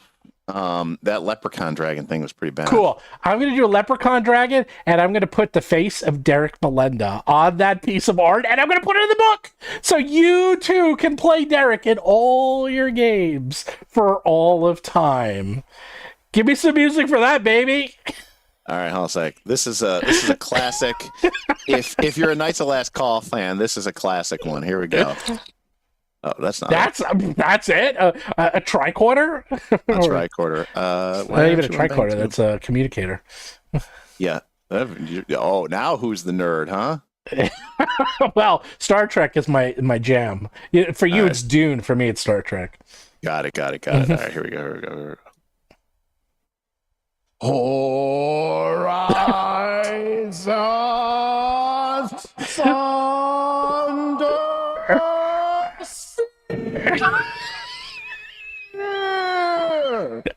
I also like RPG. Do that one. That was my favorite one. If you have RPG, your favorite one. That's my favorite. But I gotta find it. We can make Derek immortal. And then you can put it on a T-shirt, and you can say, "I got Derekized." I didn't even. That wasn't even my thing. All right, wait a minute. The RPG. I know it's not yours, but it's still great. You have the best music and the best intro. I love that music. I know everyone says how much they love that music. Yeah, it's. It's just. I know it's like free public domain crap. It's not public domain. Like it. You buy it. It's like I know. It's like $20 or something. Yeah, exactly. But it's some random thing. I don't know where this. Nerds. Yeah, we should do that as nerds from Revenge of the Nerds. Nerds. Yeah. That's actually good. We should do that one. But yeah, good times. Is Steven creating advanced Shadow Dark? Oh, that was the funniest thing. Are you ready, Derek? You'd love this. This came up many times at when I was hanging out with Kelsey. Extreme Shadow Dark or Shadow Dark Extreme. Where the Shadow Dark Extreme, yes. Shadow Dark Extreme, where the torches go out after 10 minutes. Well, guess what we had? Kelsey's wife. We did torches go out after 1 minute. So we were all Shadow like, Dark triple extreme. Right, we were like, oh, it's Shadow Dark super extreme. We were trying to come up with a new name for it or something. It was crazy because we're like, whoa, we're all like trying to, and that was wow. Talk about an all-star cast. That was me, Kelsey. Kelsey was playing. Her wife was DMing. Baron DeRop was there. Ron Lundeen from WoTC was playing with us. That was his first game ever. Me and Ron came to the game late, so we came in later. Who else was there? We had a couple of other people. That was a great game. That game was crazy. Sounds sweet. Yeah, that was fun. Shadow Dark. Oh, Shadow Derek. Oh, Shadow Derek. Yeah, instead of Shadow Dark, Shadow Derek. That's it. Now, Shadow Deep. That's Project Shadow Deep. Project Shadow Deep. Shadow Darker. Shadow Darkest. Yeah, I mean, Smith made a table. It was like $1 million Kickstarter, $1 million Kickstarter RPG generator, and had a D10 random roll on the left and a D10 random roll on the right, and it was just like, shadow, gloom, under, and then the right side was like, dark depths. So you just roll the 2d10, you'd be like, oh, this is the gloom depths, this is the shadow dark, this is the night, this is the night walk. And it was just like, that's how you make a $1 million Kickstarter. Well, we talked about that. It's like DC 20. Oh no, it's what did we have? DC 21 or DC 21? Yeah, DC 21. Ours goes to it's like you have 4 actions, we have 5 actions. That was the inside joke. We when I originally laid out the premise of my mega dungeon, it had 10 levels because Shadow Dark has 10 levels, and then someone was like, yours should go to 11. Yes. And I was like, yes. Of course it does. Well, that's the thing. You have 10 levels, but the monsters have 30 levels. I know. Well, okay, the one monster goes to 30. But... No, it doesn't. I have monsters going to 30 in my book. I mean, to be fair, those monsters are unplayable or unbeatable. I mean, like in that context of that system. Perhaps. You'd be surprised. No, yeah, I'll tell you, the thing about Shadow Dark is once you get past level 3, the game changes quite a bit. Like level 4, it's much more relaxed. Like you actually really have a fighting chance and can actually do some serious damage once you get past. By the way, shout out to Possum Billy. for Wormhole Extreme, because that was the actual meme that started when because the name of my 5e campaign was called Dungeon Time Extreme, and it was literally a joke from Stargate, where they made a action series to try to cover up the existence of the Stargate program, and the name of the fake TV show was Wormhole Extreme. Dude, I watch Stargate SG1 every single day. On what is it on? Cosmo? I don't know. Cosmic. Well, I have all these weird channels like Comet. So I have these channels like Comet, Cozy TV, Rewind TV, Local-ish. I'm looking at these channels. Me TV. Me TV is pretty popular. Rewind TV. Anyhow, one of the best channels that I have is Comet TV.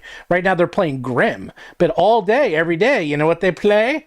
They play Stargate SG1, and I turn it on, and I just sit there and go, damn, they don't make shows like this anymore, and God bless them. These shows are they're a little cheap, they're a little cheesy, but they're damn good. Well, that's like in that episode where they're making fun of other they're making fun of other sci-fis. And my favorite, this was after Ben Browder and Claudia Black had joined Stargate SG1, and then they made a joke. She's great. And then they made like a joke where they're like, well, what about this? And then like it was very clearly a Farscape ripoff, and then like the people were like, what was that? Like the joke was that like nobody knew what it was. The joke was like nobody knew what it was. But it was so good. By the way, Farscape. That show, holy, it's amazing. One of my best. That show is so good. And talk about serious Muppets, because that's Henson, baby. And that thing, there's lots of Muppets, and you don't think they're Muppets for 1 second, because that show is deadly. That is a serious show. The only problem I have with that show is Claudia Black is so mean in that series. I mean, she's a Sebastian. They're supposed to be. But she's like, I know, but it's like, can you line it up a little? She does a little bit, but she was a soldier. She was a warrior. She was a Sebastian. She was a peacekeeper. I mean, what do you want from her? I love that. By the way, I did find it.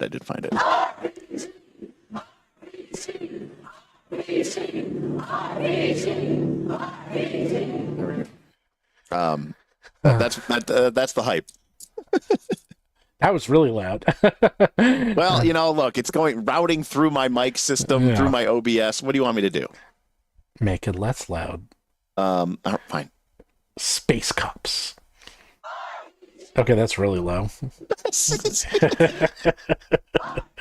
Anyways, there's no pleasing this guy. Can you make it perfect, please? Strike incoming. Nah, that's all public. You do it and you don't get strikes. I do not get strikes. No. So as long as we don't... I get strikes if I play like anything else. I remember we played Mariah Carey, All I Want for Christmas Is You during our Pop It Christmas Adventure one, and I got copyright straight to shit on that one. No, really? Not strike. Well, claimed, not striked. Yeah. People are yelling at you. You got it wrong. Yeah. You're getting things wrong. All right. Well, it's 5:00. I gotta go. Where are you going? Told you I'm gonna go draft some Magic. No. The Magic. What do you need, Magic? No, Tarkir Dragons. I love Tarkir. Tarkir is one of my favorite worlds. Really? Oh yeah, and plus the mechanics in this set are nice. I always enjoy a good draft. Well, good thing is that at PAX East they do have a large segment. Actually, we're going to be right next to the gaming section, so we can maybe do a draft. Not only do I do drafts, I will do drafts, and I know nothing about the sets, so I'll be one of those people who sits there while everyone's playing, and they throw down their cards, immediately tap and throw it, and I'm like, give me a second. I need to read the card because I know nothing about any of them. And they're like, oh, and they're sitting there annoyed at me because I'm carefully reading the card. That's all right. It's always someone's first time. To be fair, in the wider audience of the world, RFC does not mean roll for combat. It means read the fucking card. That's what it means.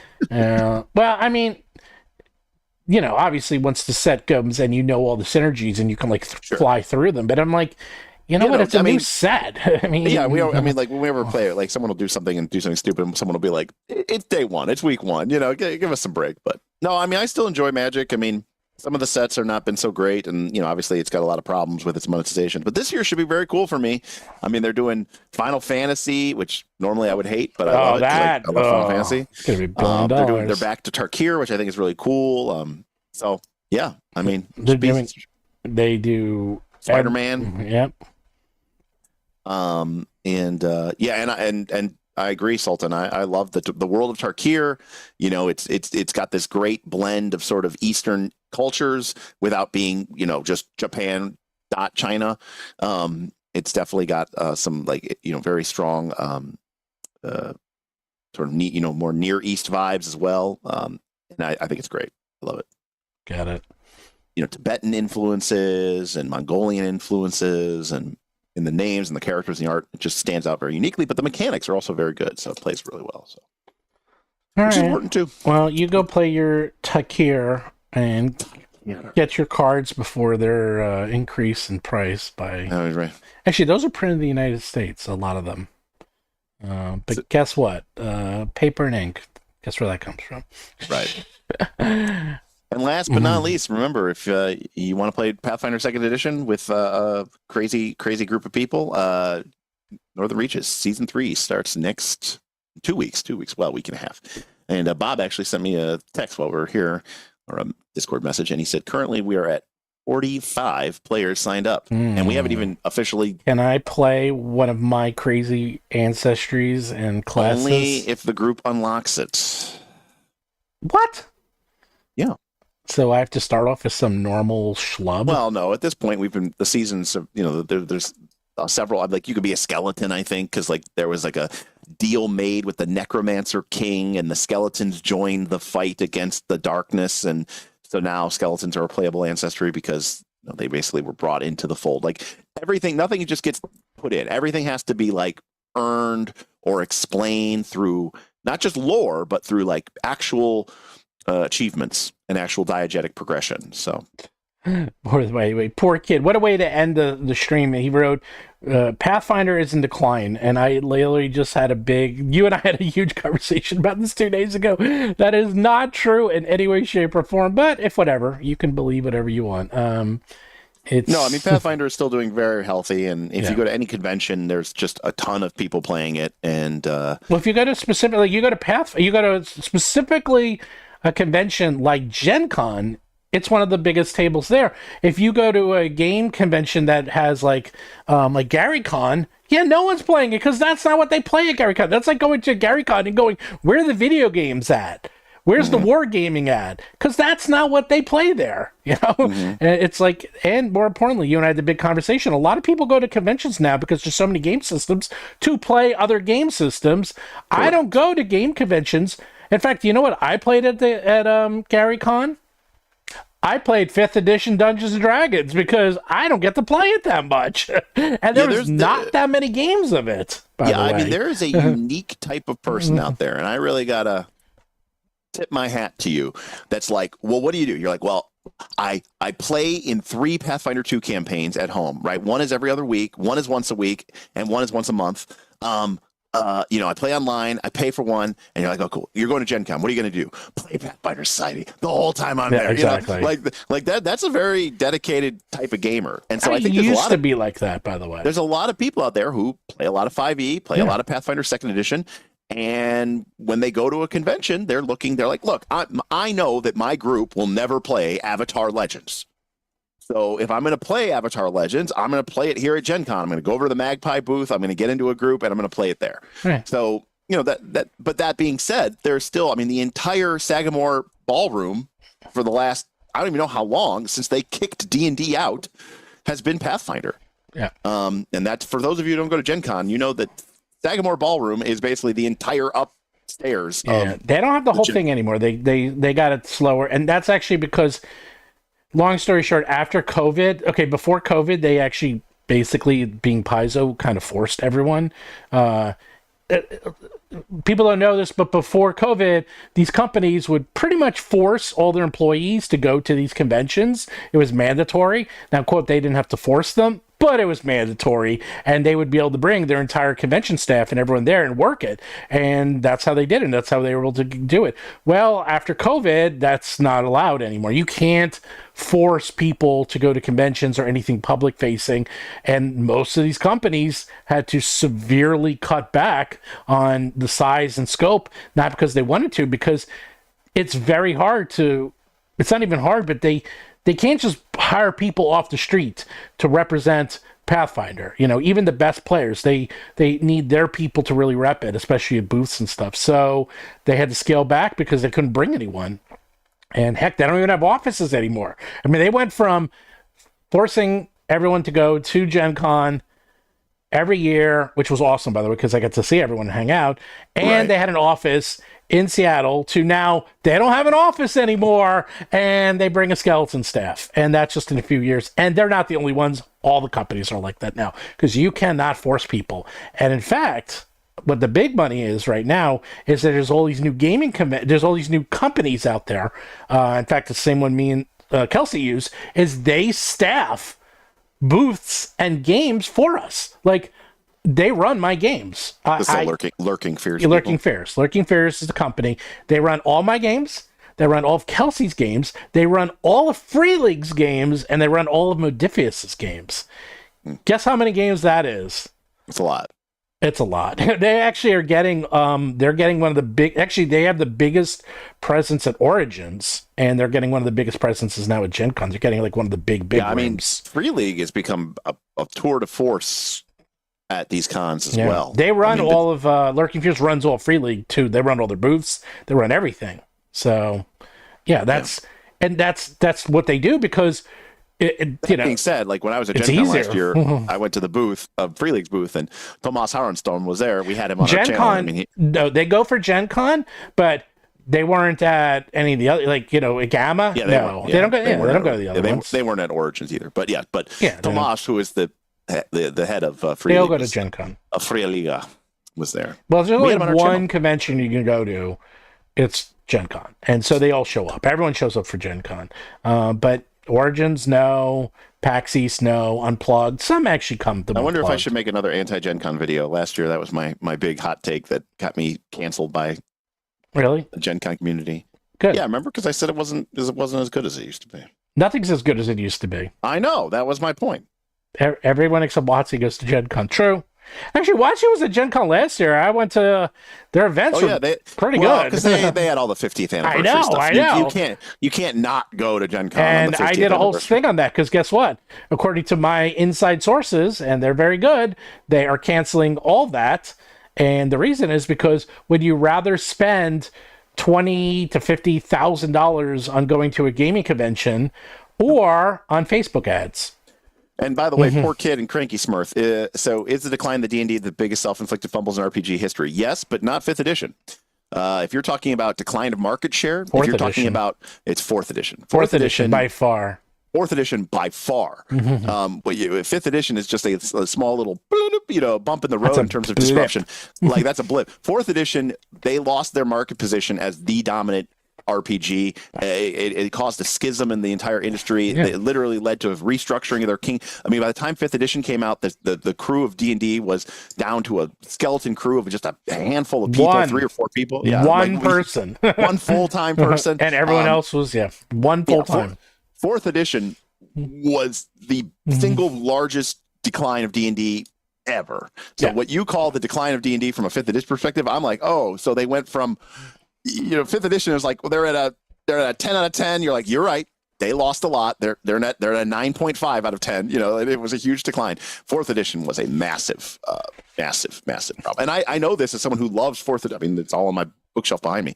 I love 4th edition D&D. I loved it so much. But I went to cons. I went to 3 or 4 cons a year, every year during this time period. And I could tell you the loss and the erosion of community around the game, the fleeing of people to other systems was startling. And I mean, this is where the term the edition wars really came from, is like people. Now, it wasn't just enough people like, this edition isn't for me. I'm going to try something else. People hated 4th edition, sometimes for no reason, but they hated it. And the amount of vitriol, the amount of people who left the system was huge. So, they said something. I don't know if you saw. They said something interesting. They said every odd edition of D&D does well, and every even does poorly because it seems to be the cycle. It's second and fourth. Yeah, second, right. It's like first edition does amazing, and then they try to monetize it. And then it fails, and then they go back to the roots, and it succeeds. Then they monetize it, and it fails. Then they go back to the roots, it succeeds, and then they monetize it. And you can say what they just came out with is 6th edition, and I don't know if it's going to fail, but it's definitely been. That's why they're. But no, like to call it 6th edition is such a misnomer. I mean, when you look at 2nd to 3rd to 4th, I to understand. 5th, these are very clearly new. Well, edition. they couldn't make it different because of the technology. They couldn't do it if they tried because they wanted to, but they basically were told no because it would destroy. It was going to destroy not even the third-party creators. It was going to destroy their own stuff. Like all their stuff would be dead. So I mean, that's why I said there's never going to be another edition because it's like Magic at this point. It's like you think they're ever going to come out with Magic 2.0? No, they're going to no, they don't need to. I don't have somehow miraculously I don't actually have one just like laying By the around way, me. if you want to know the future, if you look on the back of a Magic the Gathering card, okay. Now, everyone plays with sleeves. In a tournament, you have to have sleeves. And I haven't seen a casual player not play with sleeves in forever. On the back of a Magic the Gathering card, it still says Deckmaster, a company that has not existed in like 25 years or more. The back hasn't changed because every Magic card is compatible. And so, like, remember for Arabian Nights, they almost made them pink. Correct. They almost made them different. They were going to make it a different game, and they were like, no. And so, anyways, point is, even though the rules for Magic the Gathering have changed substantially, damage on the stack, anybody? Not a thing anymore. Mana burn? What's that? What about, do you rip up cards? Remember that? Or ante? Do we still get ante? Okay. Ripping up cards was one card. It was called Chaos Confetti, and it was a joke card. And we did it. We did it. No, it wasn't. It was in Chaos Confetti. No, you're thinking of Chaos Orb, which is flip. You don't rip that one up. Flip. Oh, right, Chaos Confetti was right. We used to do the flip, by the way. And, right, Mana Burn, ante, and Counterspell.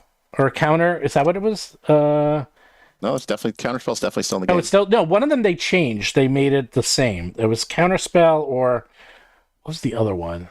That I don't know what you're talking about. Okay. I still have my first edition. I can get it in my cabinet. I still have my Yes, I mean there used to be a type of spell called Interrupt. That was it. Right. Interrupt. And that was only in existence because the stack didn't used to exist. Right. No, they got right. Interrupt does it exist or is it like what is it now? No. All interrupts are now instance. Instance, right. And use the stack. Instant, But that's because at the beginning there was no such thing as the stack. Yes. What it's time for? It's time for me to whip it all out. Here we go. You ready? Whoa! Look at that. Oh, 4-digit DCI. Look at that 4-digit DCI. That is a very low DCI. Look at that, laminated, baby, laminated. So this is one of my. Wait, I got another one. You ready? No, it's in my closet. I got one even cooler. I found this in my closet. Oh, look at that! Look at that. Your RPGA number. Yes, like a D&D RPGA number. Look at that, baby. I was a card carrying member of the RPGA. Long live the Archclerisy of Valuna. I used to have on my Magic box. I had a sticker that was Wizard of the Coast customer service line, and it was just like not a 1-800 number. It was like the number that you just call Wizard of the Coast. And I know. Hey, I have a question about Magic. Yeah. Well, even Paizo, you did that until recently. You would call a Paizo and you just get someone, and they don't do that anymore. But even until just a few years ago, you can do that. So. Anon, I do believe Wizard of the Coast does own the Deckmaster trademark. It just doesn't exist as an entity anymore. It doesn't mean anything. But anyhow, if you want to see the future of D&D is the future of Magic, where they just iterate on it. But you know what? Good. I love it. I love the way Magic works. I love how they iterate and change it and morph it every so often. They get new keywords. I love how they have decided to monetize it by bringing in all these stupid IPs and raising the price. I'm talking about the mechanics. I'm talking about the mechanics. Game itself, That's how they're going to do the mechanics, though, of D&D, is that they wouldn't even change the mechanics. But if they use the same method they use for Magic, where they just add a little bit here, a little bit there, they just add a little bit, they're adding a new magic system, they add some new functionality, and there's a new way to play it. I'm like, you know what? Good. I'm like, that works out really well. So it's an exciting time. We'll see. It'll be fun. It's an exciting time to be alive in the post-tariff world. In the meantime, I suggest you pick up a copy of Battlezoo Ancestry's Living Legends by joining over to the Kickstarter, or Hey. sign up for the nice Let's Call Patreon so you can play in Northern Reaches starting Monday. And maybe unlock some 21st. Eldamons. And maybe you go ahead and give some other games a play, you know. But Oh, by the way, I found a very, very, very, very, very limited supply of plushies. I got my Boto.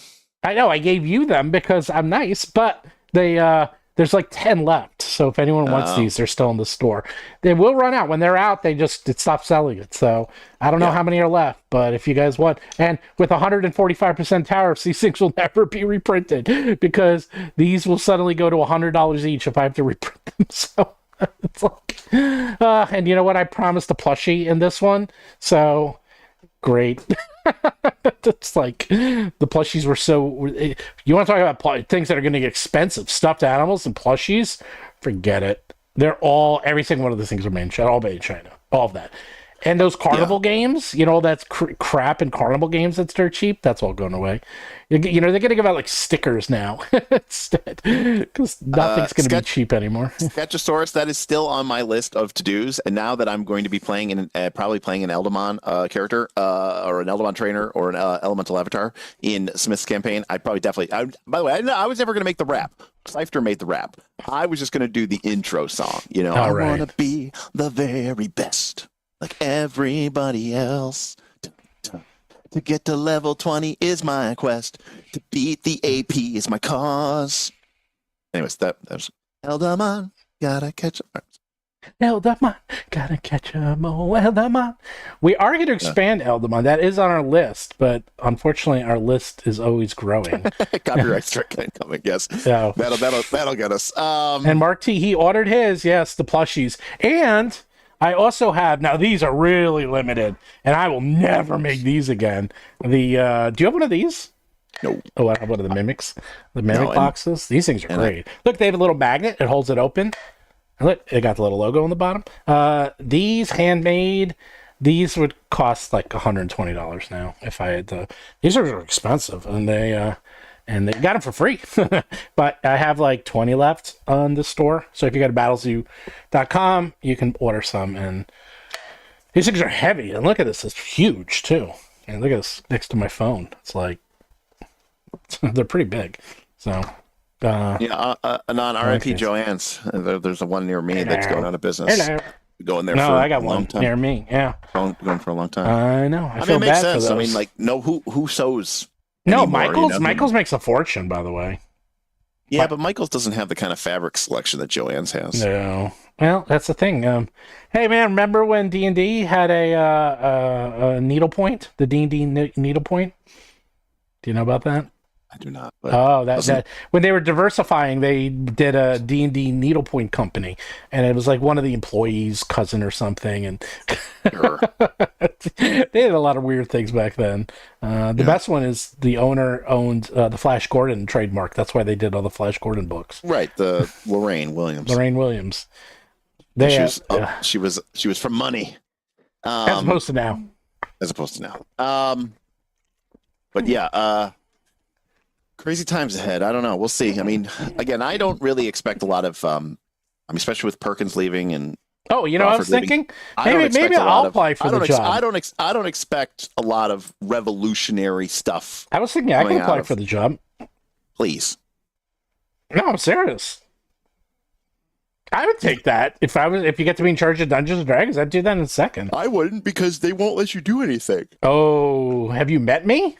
Nah, I get along very. DJ said they're not filling the positions. Yeah, they say that publicly. So they don't have to pay the salaries, but that doesn't mean they're filling it. They're filling it. Right. No, they're filling it. They're just with a lower position. Exactly. Yes. Yeah. No, that's how they do it. Yeah, TJ, they're going to pile that responsibility on other people that they trained up for the positions. Yes, 100%. Probably. I've been there before. I get along really well with C-suites. There is one thing that is true Really in my time in corporate America when I in my years of working, which is every time I got a promotion, I got way more responsibility and not enough of a pay increase every single time. So, oh God, I would only to watch someone get hired externally come in at the same title as me with less responsibility. I can actually go in there. I know half the employees. Making more money than me. I already know half the design team. Oh, okay. All right, time to go. Yeah, time to go. Oh, Buckaroo Banzai. Oh, I love Buckaroo Banzai. That is such. I saw that in the Adventures in the theater. 47th dimension. That is, talk about a messed up movie. Yes. That movie is what you would get from the media equivalent of all of these crazy classes and ancestries. I love it. I was watching that, and I was watching Escape from New York and Escape from LA. They're all the same Right. universe. All right. I'd rather watch, Someone else, we're Willow going to do or a coffee Open. table book, maybe One Century, but not right now.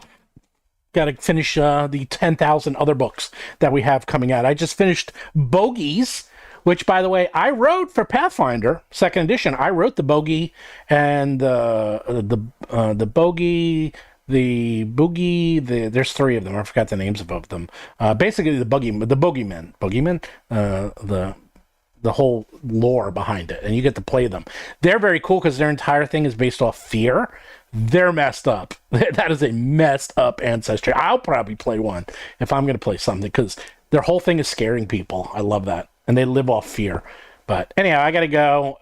That was a quick 2.5 hour stream for us as usual. Yeah, as we were supposed to end at 4:25 or something, or 4:15. But well, it's our quick streams. These are quick for us. Always a pleasure. And if you're interested, check us out. We do have a YouTube channel as well. We stream Tuesdays and Thursdays, and possibly more often in the future because, like I said, I'm not working.